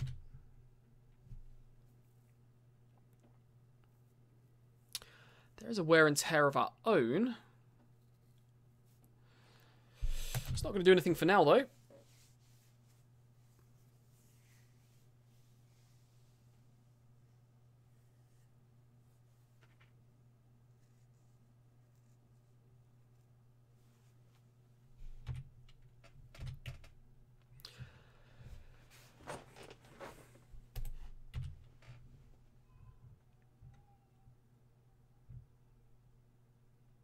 I should probably remove this, shouldn't I? Because we're just allowing them to loot through their library.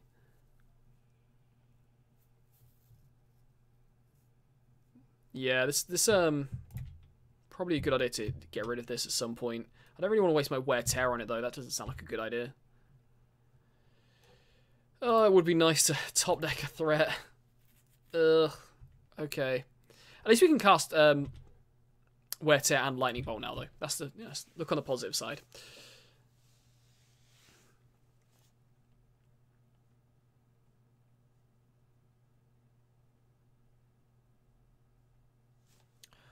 Tezzeret, okay.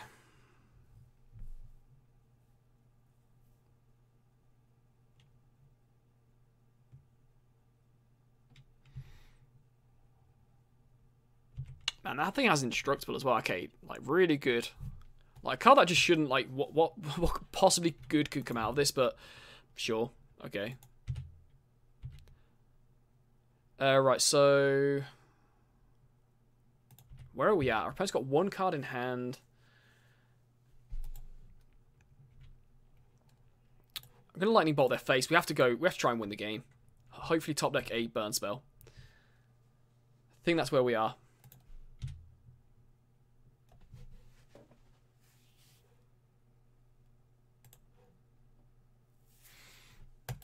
Okay. We've got one top deck.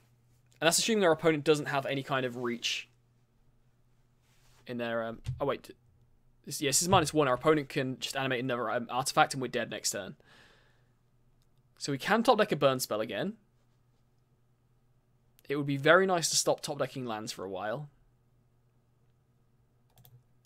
We have 1 lightning bolt, 4 shrapnel blasts, and a galvanic blast. Although the galvanic blast won't do it because we only have 2 artifacts, so it would only deal 2 damage.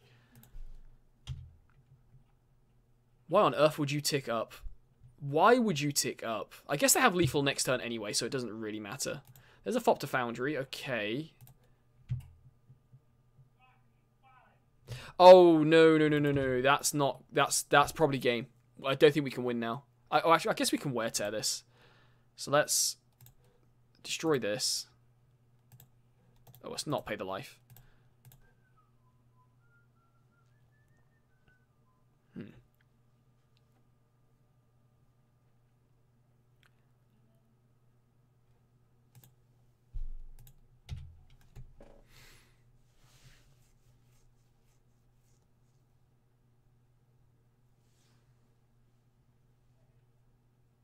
Just want to point out, like, how these prison decks are, like, first of all, how boring it is, and second of all, how, like, bad they are as well.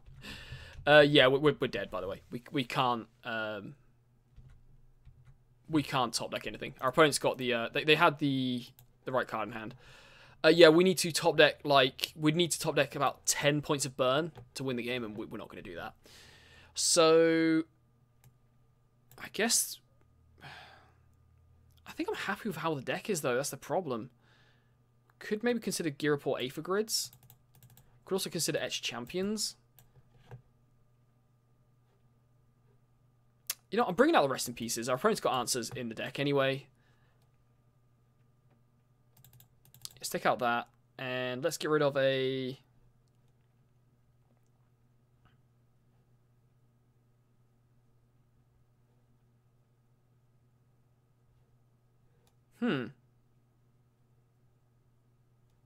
I don't know. It's like a Volt Scourge, whatever. Doesn't really matter. I'm kind of not really into this game at the minute. My opponent's playing like one of these boring decks. Okay, we'll keep this. It's not great, but you know, Cranial Plating, Mox Opal, it's got stuff. Kind of hoping our opponent doesn't have an absurd amount of removal again. Right, play this guy. Unfortunately, no turn 1 Cranial Plating, but that's the way it is.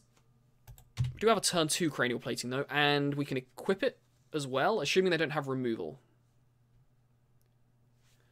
Okay. Indestructible Artifacts. A Glimmer Void. Cool. Okay. Cranial Plating. Equip here. That's a nice start.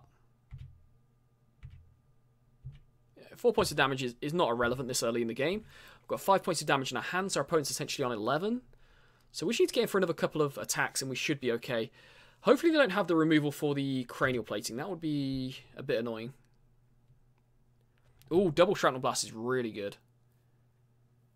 Okay, let's go ahead and put the other Blink Moth down.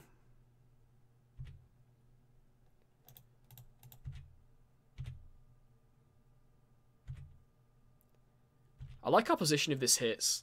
Yeah, I really like where we're at now.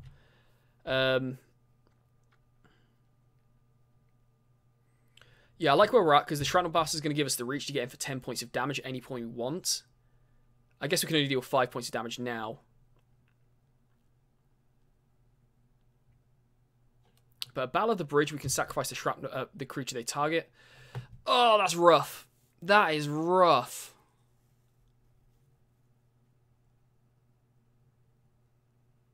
That is really rough. Okay.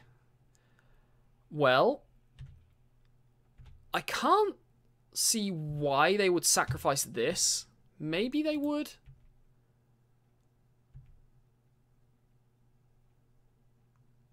Hmm.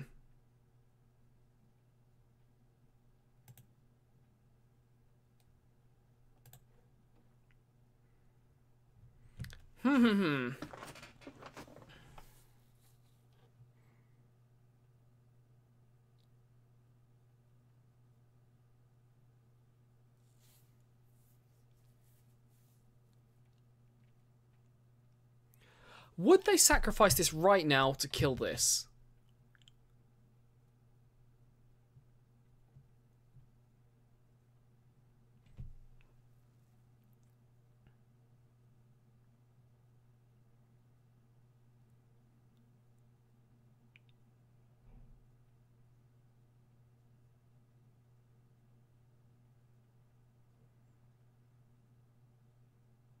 Okay, so here's what I think we have to do. We have to animate this. to get in for a point, to guarantee 1 point of damage from this. If they do sacrifice this, they get the 1/1 Thopter. We sacrifice whatever they block. The other one deals damage. So obviously, they're going to sacrifice, or they'll chuck it in front of this one. We'll get in for a point of damage. We can then sacrifice this to the Shrapnel Blast. They gain no life. Oh, they still gain a life, don't they? Of course they do. Oh, God, that's horrendous.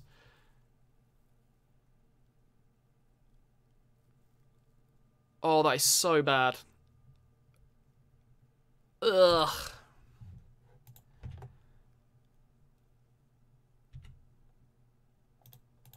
They still gain the life because it's on ETB that they get it. Oh, I guess Signal Pest gets in for 2 points of damage here as well. So let's see if they want to sacrifice this. I think this is their only realistic possibility. If they don't sacrifice this now, I think we probably... Oh, they are going to sacrifice it. Okay. So they go up to 13. They take 2 here.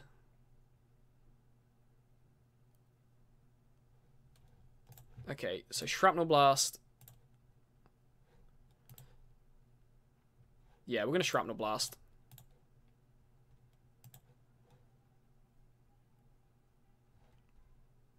See, we could also just Shrapnel Blast this. And maybe I should have done that in response to them, in response to blocks. I think I've just messed up. I think I've just messed up big time. Well, now that we're here... Yeah, I have. What I could have done is... this is on the field. Before they go to blocks, I could have Shrapnel Blasted this, which guarantees 5 points of damage from here, and 2 from here, which puts them down to, what, 6? Then we have potentially lethal next turn. I think I've just messed up.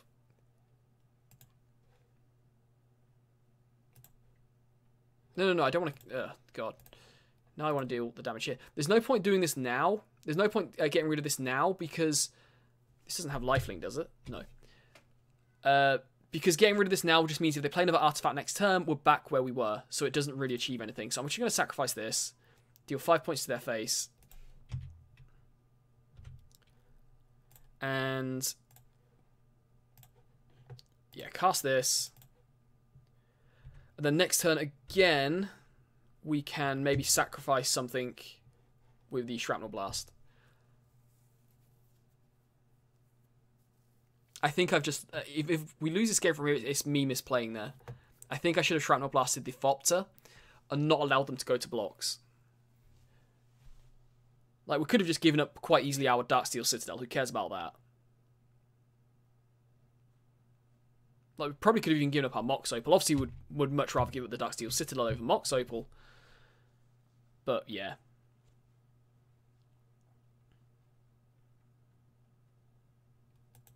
Okay.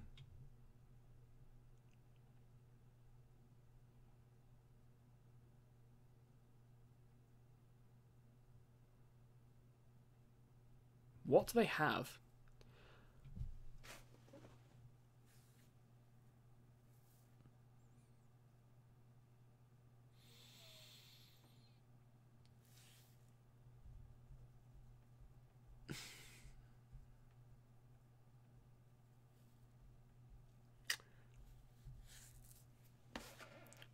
Oh, that just saved them. I think they were dead otherwise. Okay, so we need like a bolt off the top would be good. Please attack. Please attack.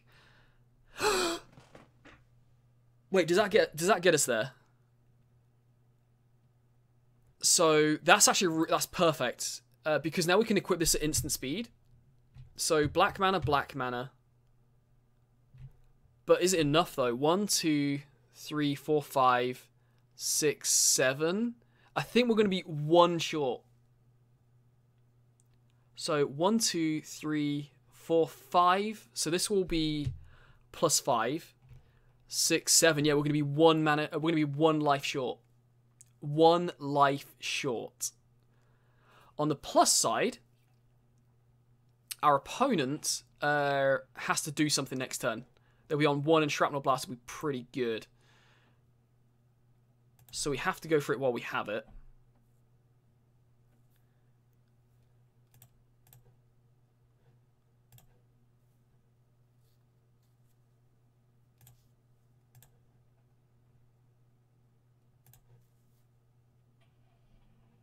Okay, so we're going to attack.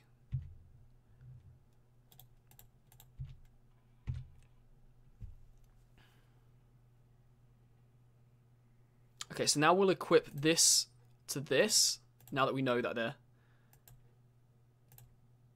blocking that one. CF. Yes, 6. Oh, wait, no. They go down to 2, not 1. Okay. Cool. Well, we have Shrapnel Blast, so our opponent can maybe still stabilize. Maybe?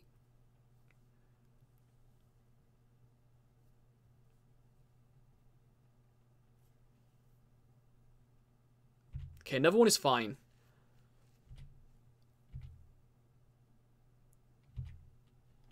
Okay, we might have this one. Oh, no, we definitely have it one. Okay.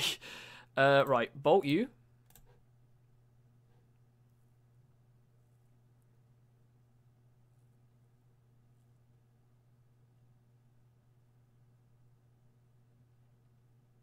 Yep, go ahead.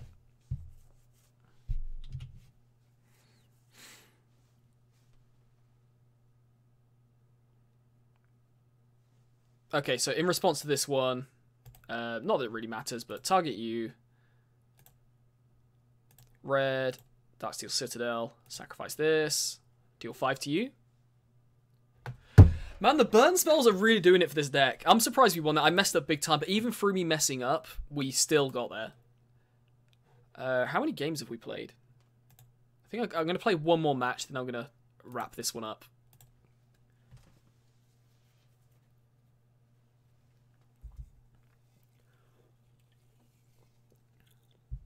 That was pretty impressive. I'm not going to lie, that the burn spells have been pretty good. Unfortunately, we've been playing against a lot of prison decks, and I think Affinity is pretty good against prison decks.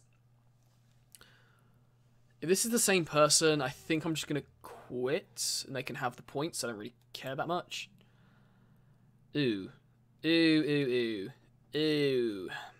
I don't think... 3, 6, 11 points of burn damage, but nothing to follow. I guess we have Blink Moth Nexuses.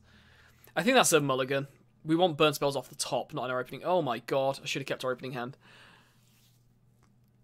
You know what, let's keep with Scry, fingers crossed. I think I'm going to put that to the bottom. It's obviously one of the lands we'd prefer, but at the same time, we're covered on mana. We need to actually top deck something that does something. So, cast this. And Springleaf Drum. And Signal Pest. Maybe I should have top decked the Blink Moth Nexus actually, because we can, with a Signal Pest, it might get us there. Just a Forest? Okay. Another Signal Pest is pretty good. Alright, so let's go ahead and get in for 1 point of damage.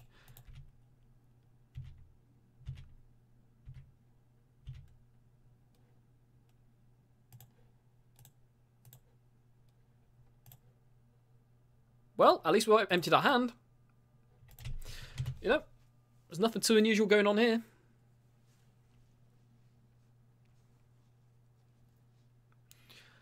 So, ooh. Green, white. Yeah, lands are certainly not what we want. We're kind of covered on mana. This is, like, what, 4 points of damage a turn there? That's not irrelevant. That's a reasonable clock, especially when you're top decking burn spells. Problem is, if our opponent has any removal spells for, like, these Signal Pests, that's really bad. Because that doesn't just represent, like, 1 point. That represents, like, killing this represents no +1/+1 on there, and no +1/+1 or +1/+0 on there. So, like, it represents 2 points of damage they're not taking, as well as getting something off the board. So, it could be Bant Spirits. There's a very, very good chance my opponent might be playing the Prime Speaker Vanifar deck as well, although I don't think that splashes white, to my knowledge. It could be 4-color as well.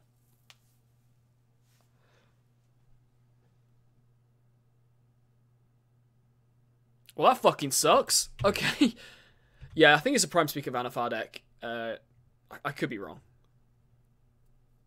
See what our opponent takes out. They should take out a Signal Pest here. Signal Pest is... Oh, they could gain some life as well. Yeah, take out Signal Pest. It's definitely the right move there. Everything else is essentially irrelevant. Okay, that's not awful, I guess. We do want to hit land drops. Burn spells. Let's get for an entire 1 point of damage.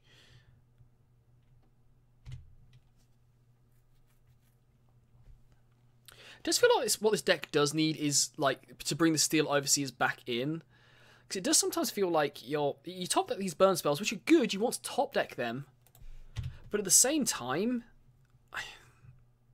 I would rather top deck something that actually like impacts the board as well. So it could maybe go down some of the lightning bolts. Yeah, it's a Prime Speaker Vannifar deck. Unfortunately, everyone has to copy Saffron Olive. I mean, I like Saffron Olive, but, you know, let's be real. You don't need to copy everything the guy does. Alright, we can kill that anyway. We have the Galvanic Blast.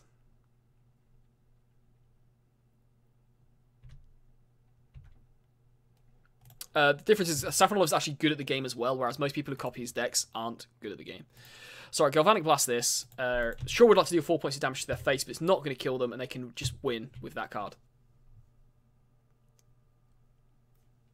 Wait, is this a 4? I always thought this was 5 mana. Wow.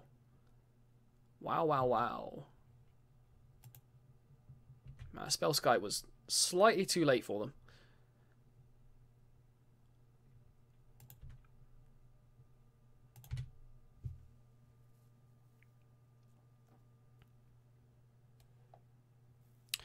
Okay. Let's get for another point of damage. Oh man, we're absolutely rocking them here.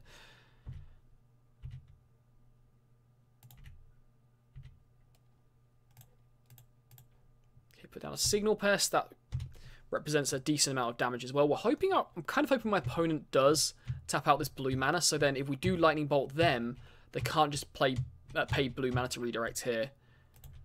They will have to pay 2 life. So at least the Lightning Bolt gets in for 2 damage rather than 3. Why is our opponent just not attacking? I don't get it. Like unless they've got a Code of Calling in hand. Double Lightning Bolt is pretty good. Are we going to be a point of damage short here?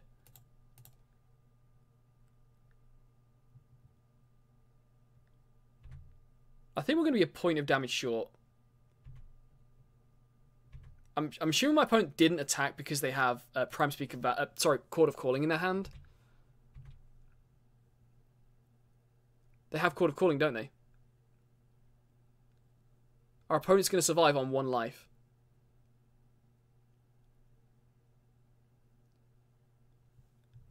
They're actually going to survive on 1 life, I think. If they tap the island, that is. If they don't tap the island, then it wouldn't have mattered either way. They're going to tap the island. Yep. If our opponent was on 6 here, we can bolt them twice. As it is, we probably just have to bolt on our own end step. Double bolt the Vannifar. I'm assuming that's what they're going to get. Okay, so... Oh my god, we can't do it. Oh my god. Because of the Thalia. My opponent... Oh, that sucks. That sucks. They're going to be able to combo off now. By the way, I don't think this deck is good. I don't care what anyone says about Saffron Olive. Like, he does exactly what I'm doing here. Where he... Actually, no, he was playing the League the other day, so fair play to him. But, like, because Saffron Olive does well with the deck, Saffron Olive's a very, very good player. Whereas most people who play these decks aren't good. Like, probably better than me still, so that's not saying much. But anyway, we just lose here. Yeah, Deceiver Exarch. I'm not even going to let them play it out. They're going to get the Kiki Jiki and combo off.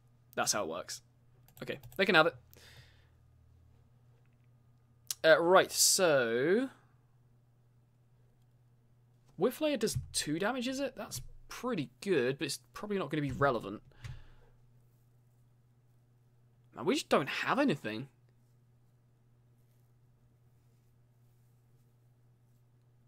We literally just don't. I guess the Etched Champions are pretty good, and the Gyarados could be good at taking out their smaller creatures, but we've kind of got that covered. I can't believe that. That sucked. Our opponent, like, if we got him for 1 more point of damage, we could have killed them. Actually, no, we couldn't because I didn't have the untapped mana, so we were never close. We were never going to get there. Okay, take out Nightbound Ravager since we're bringing the extra champions. Try and trim this top end a little bit. And... actually, no, I'm not going to take out Nightbound Ravager. Let's take out something on this low end.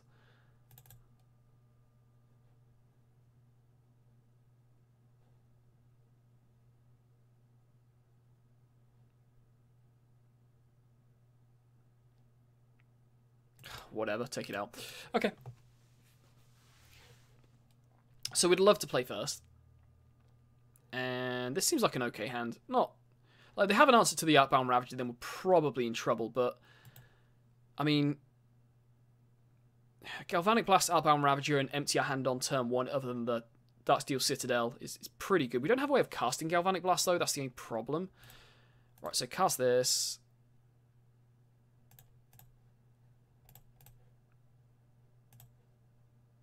I just don't think it's possible to turn down a hand that includes Arcbound Ravager on turn 2 and a reasonable hand. I don't think it's possible.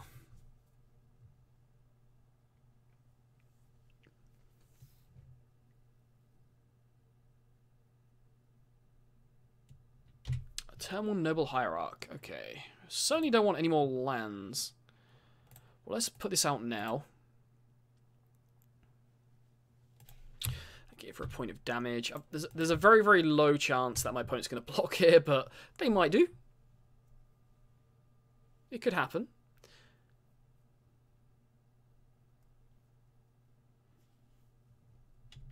So the reason I don't think Vannifar is good, this deck, is because there's a lot of decks that are just faster in the format and have a lot more interaction. Like, imagine right now if I had a Whip Flare, and why didn't I bring Whip Flare in? Or they're saying that even if we do have Whip Flare, it's not going to matter.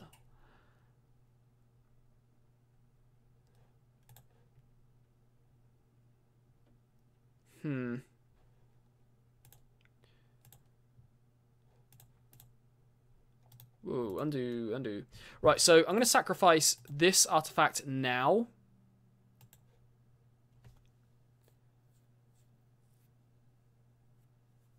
Okay.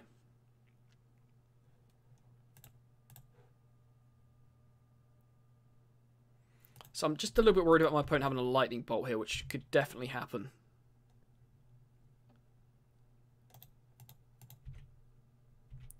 I'm obviously not going to go all in and... I guess I didn't really need to sacrifice the artifact there. What was I thinking? Okay, whatever. That was not a smart move. Okay, so yeah, I'm going to give... we're going to look to sacrifice the Arcbound Ravager in response to anything. What the hell is this? Okay. So yeah, we just don't have a way of destroying Vannifar at the minute, so hopefully it's going to be good enough, but our opponent can just play Vannifar and then we're dead next turn. Unless we top deck a red source of mana. In which case, we might be okay. But it certainly feels like one of those things right now. There it is. Okay, so our opponent's got one card left in hand. If we top deck a red source of mana, we're looking pretty good, actually. But if we don't, then we're looking pretty bad.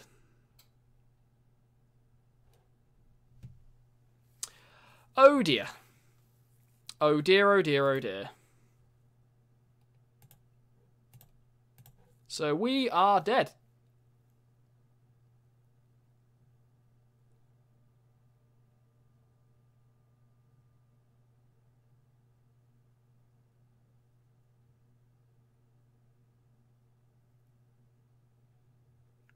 Are we dead? I think we're dead, right?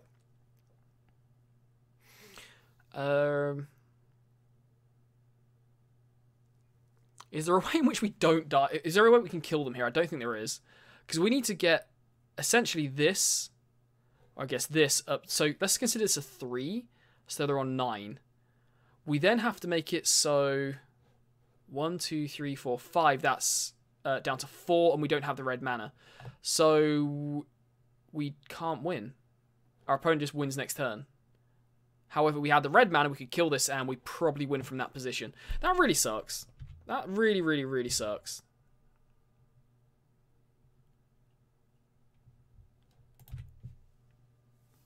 Might be different if our opponent shocks themselves here.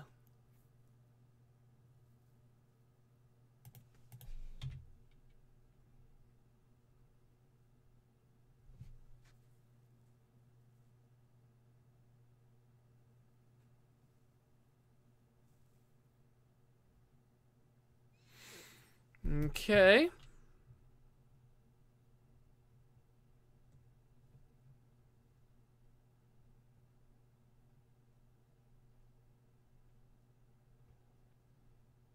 Yeah. Look, I'm just going to concede this game. I know I'm dead. The fact of the matter is we don't have red mana. If we had red mana, I'm pretty sure my opponent's dead. I'm 99.99% certain my opponent's dead if we have red mana. At least one piece of red mana. Because we can Galvanic Blast this. So, like, this is irrelevant. All of this is irrelevant if we Galvanic Blast this. And even if they draw one off the top, it doesn't matter because it's going to have Summoning Sickness. Then we get in for, let's just say we sacrifice this, put the counters on here, get in for 2. We would sacrifice this, so 3, 4, 5. Yeah, like they're just dead next turn. Unless they top deck a Path to Exile or something like that. So, yeah, good game. My opponent could just win from this position. If we had red mana, we would probably be able to win. But that's the way it goes. That's not the deck showing badly. That's somebody commented on one of my games. Somebody commented on my YouTube video.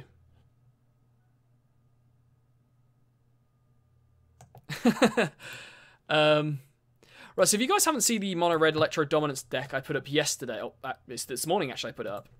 Somebody just commented saying that any deck that makes fun of Jund players thinking they have the right to win games because they spent 6 times as much on their deck gets my approval. So I put a little skit in here where, see if I can find it. It's not there.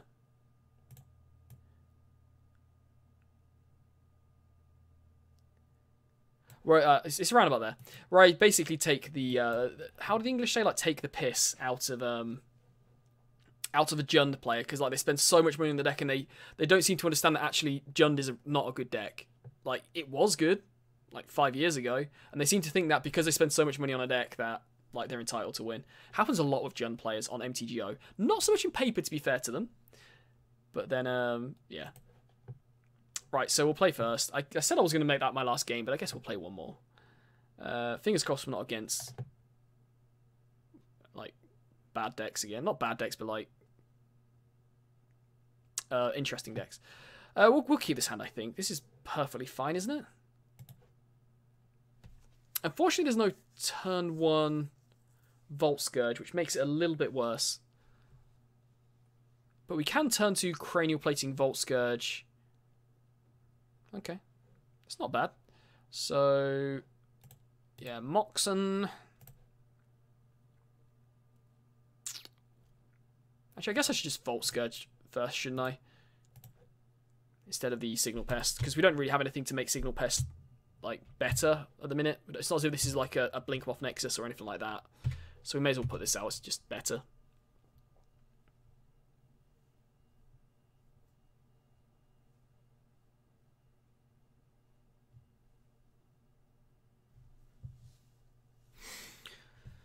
Oh dear. Okay, so it looks like we're against Death Shadow. Death Shadow's probably a rough... is Death Shadow a rough matchup for...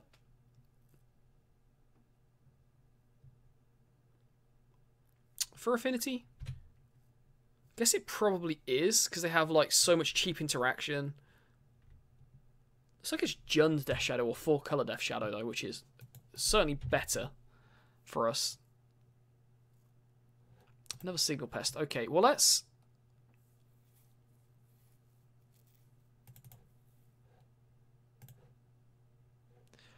get the Cranial Plating on here. Get some points of damage. I think the plan here is to try and catch them up with Shrapnel Blast, so there's a very, very good chance this is going to get Thought Seized away. So we have to kind of hope they don't have the Death Shadow. Gurmag Angler we can deal with. Yeah. 2 damage to any target, sure. So that'll deal damage to the Volt Scourge at some point. Gaining life is also not irrelevant in this matchup, I guess.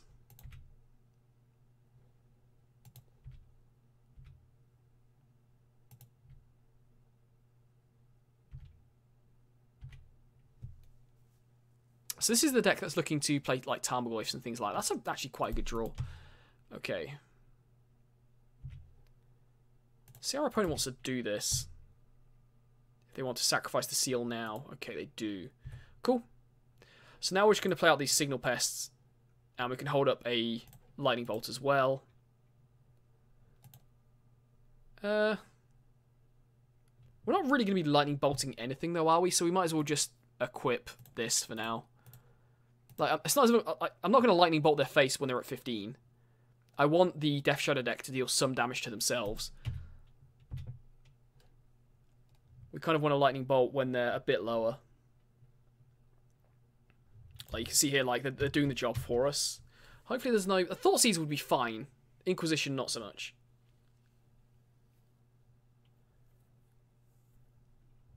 Metamorphose, card that should be banned in Modern.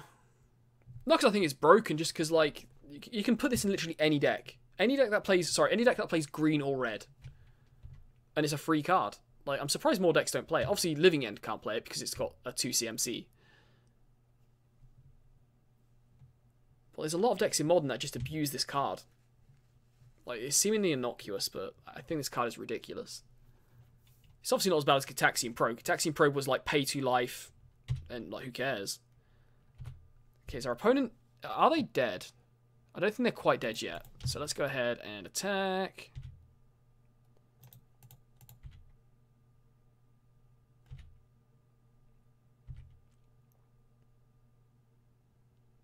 I'm expecting a removal spell here. No removal spell. And we have Lethal on board.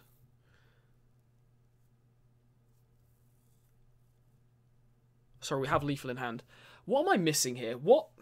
Something's not right. Something feels wrong.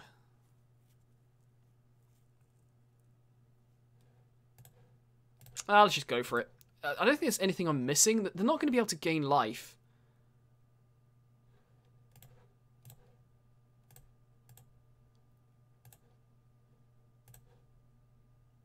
Okay, we got there. I said I don't think they're going to be like. There's no way a Death Shadow deck is gaining life off of Blackleaf Cliffs for 1 mana. It's just not going to happen. And obviously, not going to counter it with no blue mana. Okay, this is where things get a lot harder. Rest in Peace definitely coming in. Expecting Gurmags. Do they even play Gurmags? They might not play Gurmags. They probably play Tarmogoyfs instead. But still, Rest in Peace is very good against Tarmogoyf as well. Etched Champions, very good in this matchup. They have a lot of single target removal. They don't play much in the way of board wipes. Blood Moons might be okay. Let's consider those. Not the Whip Flare. Let's get rid of that.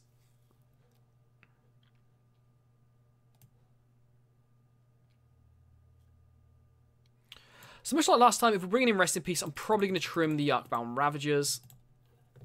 And... because we've got the Etched Champions coming in anyway, so they're probably just better. What else do we want to get rid of here? Probably the Mem Knights might be a bit weak. We do kind of want to burn face as well, like, because they're going to put the life total really low, so we're going to have top decks probably. If we're trimming those, we should probably trim a Springleaf Drum as well and go with something like that, I guess. I don't know if this is good or not.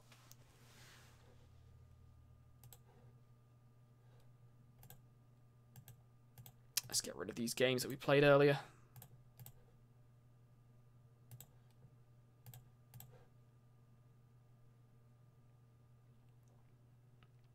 I think this hand is okay. It's not that explosive, but we're kind of, in a weird way, Thoughtseize proof if they have a Thoughtseize on turn 1 or 2. Ooh, that's nice. Okay, let's go... Spire, Mem Knight.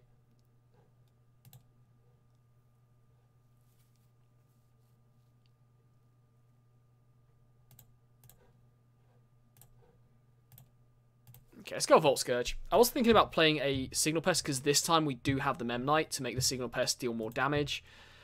But it's only 1 more damage, and they're gonna have if they have a removal spell, then let them have it. Are they Death Shadow? Because shouldn't they be shocking themselves and stuff like that? I guess there's a chance they might not be Death Shadow.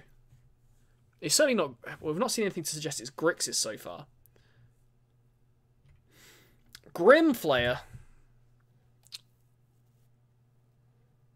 Okay.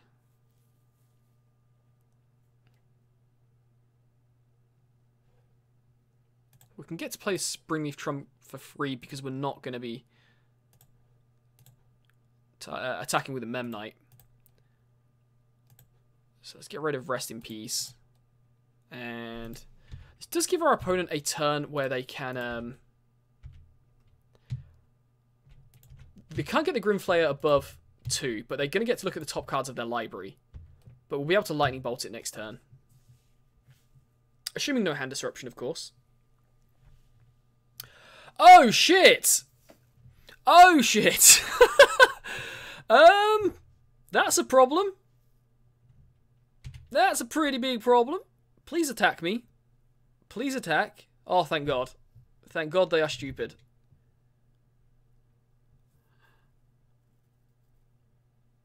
Afraid of my burn?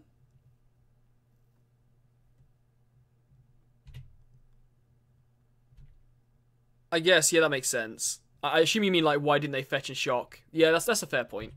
I also don't think... I'm starting to think they're actually just, like, a weird junt... Ooh, chavo. Right. So we get in for a point of damage. Thank God they attacked with this.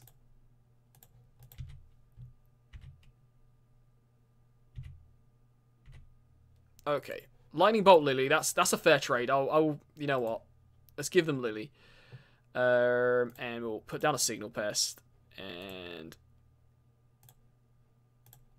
put down a Signal Pest. Please don't have another Liliana. Please? Please? What do they put in exile? Tarmogoyf and lands? They obviously kept something on top. I should have actually taken a look, shouldn't I? Right. We'll take a look this time. We're not blocking. The Sesh Champion is like really going to check this as well. Assassin's Trophy. Ugh. Fine. It is what it is.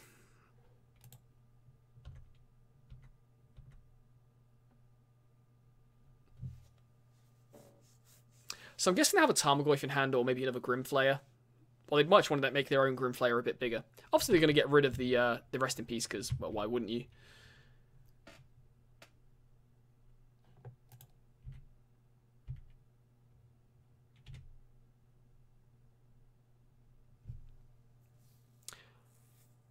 A bolt. Okay.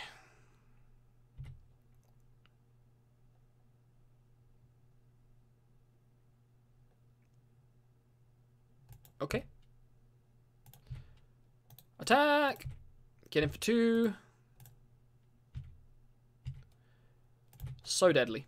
Right, Etch Champion. This can block this. Although this has Trample, so that's actually quite a big deal. I think I actually want to get rid of this thing now, so... yeah, block, and let's...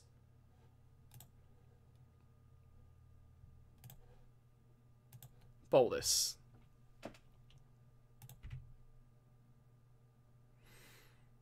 Yes, they still get to look at the top cards of their library because it tramples over because of trample goes over toughness. I'm kind of guessing they have a Tarmogoyf in their hand though.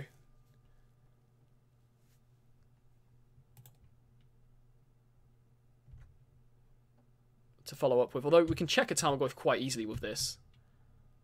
What the fuck?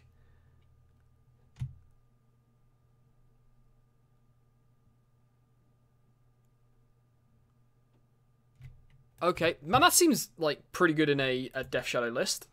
Like, because you're going to easily get yourself below. Ugh. This has flying as well. Oh my god, that is good. That is pretty good. I should be casting this after combat, but whatever. Yeah. Don't really know what we do about that one. I'm going to be honest. Okay. Well, we're going to have to try and somehow race this. I don't see how we're going to do it, but okay. I guess we can get him for 6 points of damage next turn. If they don't have removal. And it's not as if we're going to block. Bolt me. Oh my god, are we just dead? So we take 4 down to 5. Each player. Okay. Are we just dead? Grimflayer, sure.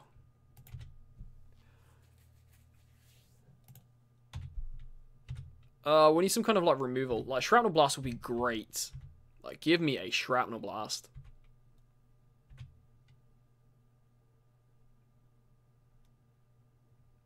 Not really what I was looking for, if I'm being honest. That really...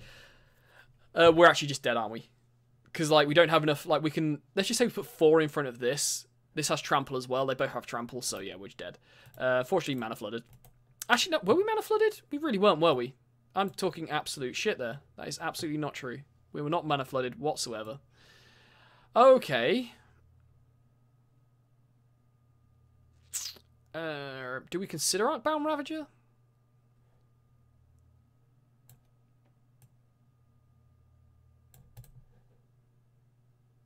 I'm just going to resubmit. I don't know. I don't play Affinity. I'm surprised I've won as many matches as I have, to be honest. Ugh. Why can't one of these just be a land? Just give me a land. Although it still would be a bad hand even with the land. Right, we'll mulligan. And... Sure. Pray for shrapnel. There is a shrapnel blast, but we don't want any more of those. We need lands.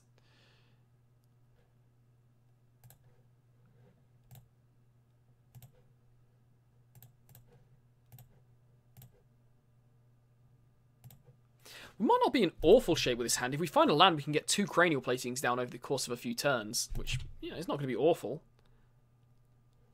Okay, asking ye shall receive.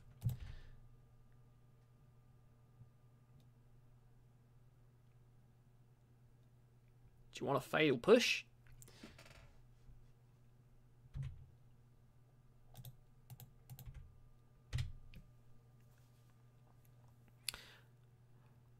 They've got a fatal push. Okay.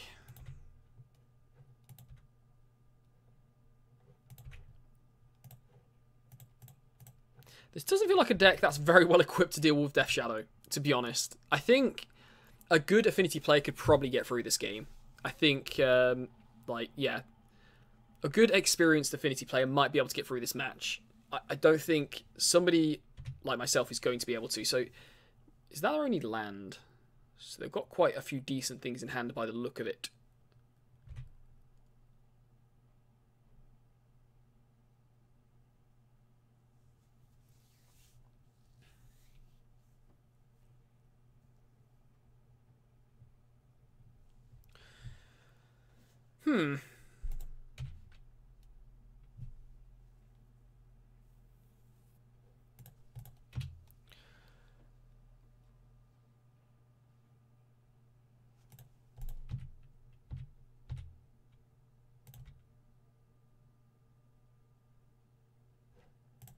Okay, cast the Opal. That's not a bad top deck.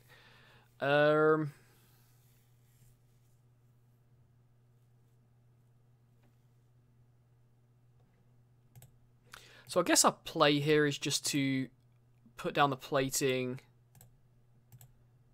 and equip one to the Memnite. Then next turn, we should be able to, even if they have a removal spell for the Memnite here, we can still animate and attack with the Blink Moth. Although the one slight worry is they can just play stuff at instant speed, which is obviously quite bad. Son of a bitch.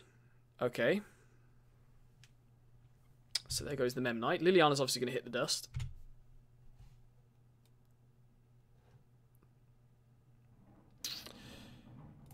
Right, so animate this.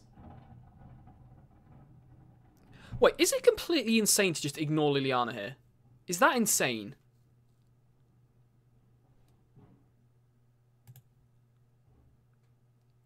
So 1, 2, 3, 4, 5. Put them down to what?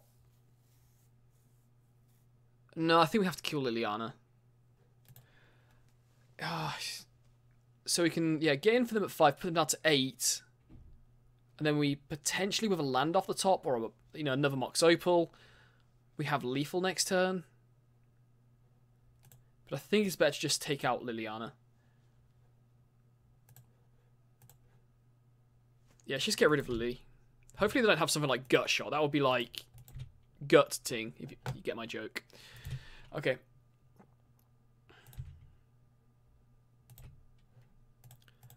cast the Memnite, and pass to them. So the Memnite does mean that if we top deck, if they don't have removal, and we top deck the 1-mana artifact, the Springleaf Drum, then we're going to be able to tap this for mana. So there's the one advantage of that. So has our opponent got like a what have they got here?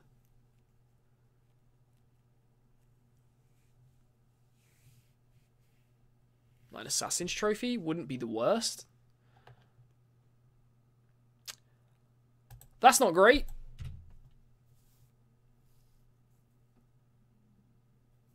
That's not great.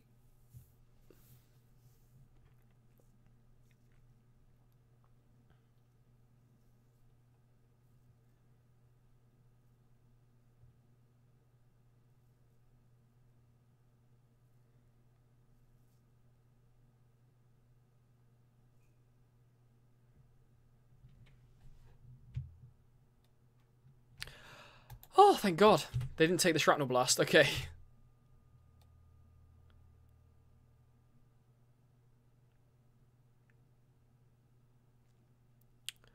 Okay, so we just have to Galvanic Blast this, I think. It does mean we're not going to be able to equip the Cranial Plating, but...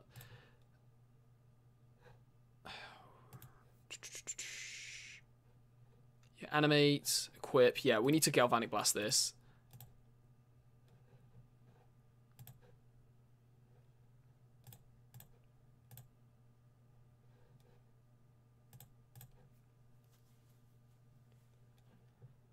Yeah, the reason I was thinking about not killing Liliana isn't because of... I've only got one card left in hand. The reason I was thinking about not killing Liliana wasn't because I was worried about her killing my creatures, because I had the Blinkmoth Nexus. It was more a case of, if we attack them, I think we had lethal the turn afterwards, but that was on the very big and probably wrong assumption they have no removal in hands, no life gain, no nothing. This fucking thing again. Okay.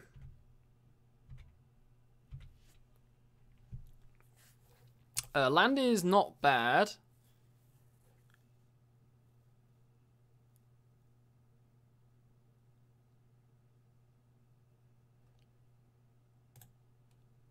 Actually, land is really, really good here. Because now I'm going to give my...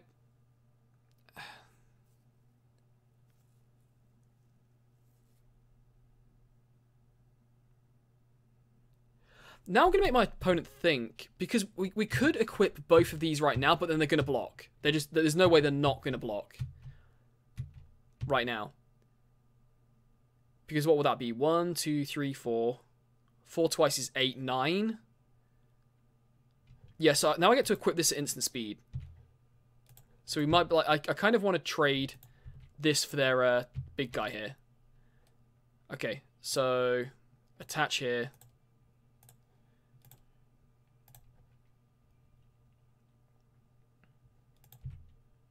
Yes, so they do still use their big guy. Now, we don't have a creature anymore.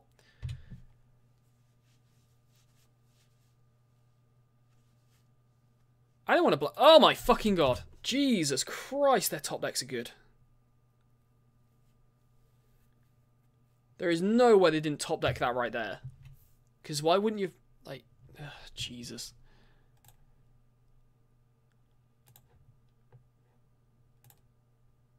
Okay, we're gonna have to... We're losing this game. I think I fucked up. Maybe I should have Shrapnel Blasted the... Maybe I should have Shrapnel Blasted the big guy like you said last turn. Blast it, get him for a point of damage. I don't know. But then we didn't have lethal the turn afterwards either. Like, now they're not going to get anything, I'm guessing. Yeah, now they're not going to get anything.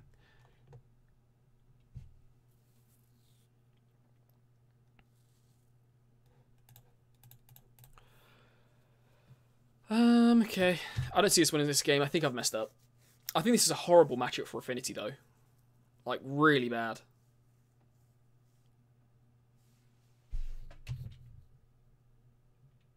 Compare the top decks. He could do... he didn't have any untapped mana, though. He didn't have any untapped mana at the time. his lands were tapped, so yeah. Wait, what did they just get back? Was it Kalitas they got back?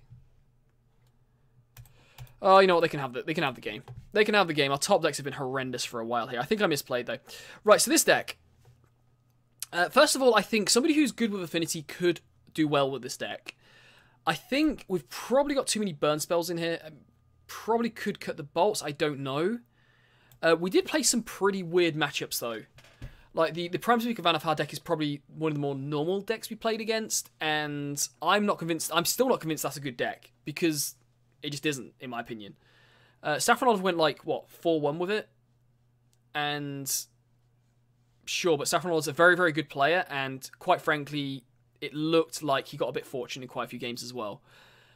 With that being said, the matchups play like Artifact Prison decks, which are really, really bad decks. Like Blue-Red, Red-White Prison, not a good deck. A very, extremely bad deck. It showed how bad it was, that Affinity should be a good matchup for it because it has so much removal and so many good sideboard cards. But it still got absolutely... It didn't get annihilated. We drew reasonably well, and they drew reasonably well as well. On the play on game 3, they had a lot going for them. But the matchups we played weren't that normal. But with that being said, if we played against humans, spirits, those kind of decks, I think we'd be okay against them. Certainly after sideboarding with stuff like Whip Flare. So I think I didn't do the deck justice, but I think the deck is perfectly fine. What I would like to remove is probably a little bit of burn. Like maybe a Lightning Bolt or two, maybe a Galvanic Blast, I don't know. And bring back in the Steel Overseers. It felt like quite a few times that we had all of these small creatures out and we were chipping in for 4 or 5 points of damage a turn. A year ago, that would have been perfectly reasonable in Modern. Now, 4 or 5 a turn is way too slow, even with the burn outlets to finish off the game. Also, quite often, you will top deck these and your opponent's kind of dealt with your small amount of threats, and it's just like, okay, 5 damage, it's good for finishing off a game with Shrapnel Blast. But in reality, it's just like, if you find it early in the game, it just wasn't that good. So again, probably keep, not 4 Shrapnel Blasts, probably like 2 or 3. Trim either Galvanic Blasts or Lightning Bolts, I don't know which ones are better. Probably Galvanic Blasts, I imagine, are better. And bring in some actual win conditions that can take over the board. In the sideboard, the one thing I would maybe like to consider is if we're going to stay with this here, is maybe trim some 2-drops instead, some Shrapnel Blasts, I don't know. And put some of those Experimental Frenzies into the sideboard. You know, 4-mana enchantment. It's not the best Experimental Frenzy ever, but it felt like you saw in that last game there. Yeah, Ensoul could be Ensoul's a really good answer, actually. That's a really good call. Ensoul, especially combined with Darksteel Citadel, because it has Indestructible. Ensoul's very, very good. 2 mana, create a... Yeah, I like that. That's a good shout. Maybe splash blue for something.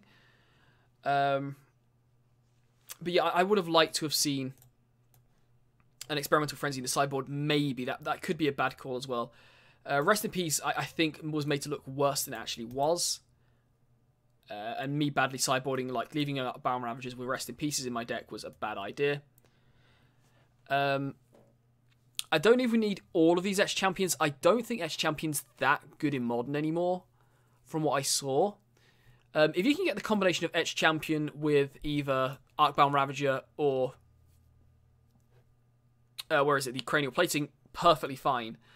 But the problem is, you're asking for a lot to go right there for an Etched Champion to be good. If you're against a fair deck, then sure, Etched Champion is a very, very good card.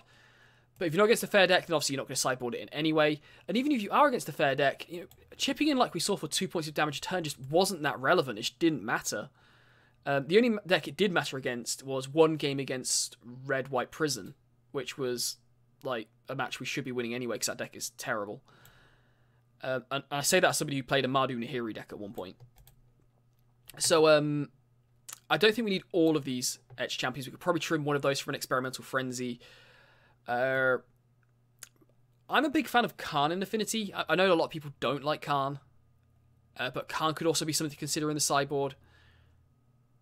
Maybe, I don't know. I have no idea. But overall, I I wasn't disappointed with this deck, and I was more amazed that I didn't make it look worse than it actually was. Because I'm not an affinity player in the slightest. Like, I know how you empty your hands, but I like with Living End and certain decks like that, I could think turns ahead. With Affinity, I don't know what I'm going to top deck. I have no idea what the possibilities of what I could top deck are, so I can't put myself in decent positions like a normal Affinity player would. So yeah, I'm not convinced. I'm also not convinced that Blood Moon's a good card either. Like if you're against Tron, Damping Sphere's fine. Like if you're against a deck with greedy mana bases, Etched Champion's fine. So I'm not too sure we need Blood Moon. I don't think it's worth it. I think that can come out of the sideboard. Blood Moon's just not a good card in Modern right now. Like you think about the decks, like the top decks. Let's go on MTG top 8 and look at some of the top decks in the format. Now, obviously, these are not always MTG. Like Wizards don't give out perfect information, so take this with a bit of a grain of salt. But Blood Moon, whilst being good against Dredge, isn't a game winner. KCI we can ignore. Against Blue Red Storm doesn't do anything. Against Blue Red Aggro doesn't do anything.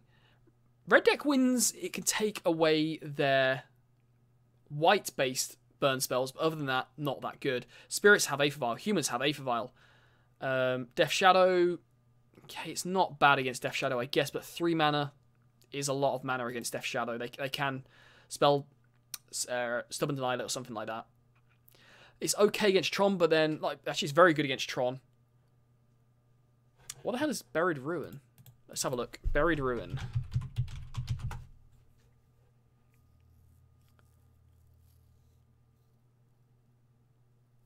So the only problem I have with Buried Ruin is there were a few games there. Let's have a look at this deck. That we already have all of these colourless lands. And sure, we have all of these that can tap for red, and we have the Mox Opals and the Springleaf Drums. But that's another card we're probably going to have to take out for... We can't take out the Blinkforth Nexus. Maybe we could take out one, and maybe a Darksteel Citadel, but in reality, it'd probably have to be a Mountain that comes out or a Spire of Industry. Well, you would take a Mountain out instead of Spire of Industry.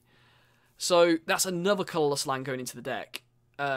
Maybe a Darksteel Citadel you could trim for a Buried Ruin.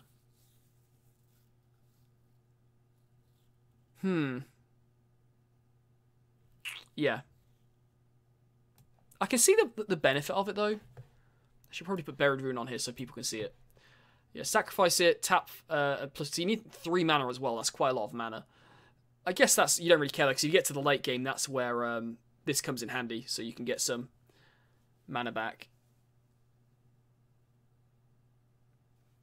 Yeah, and I can play Living End. I think I could play Living End as good as anybody.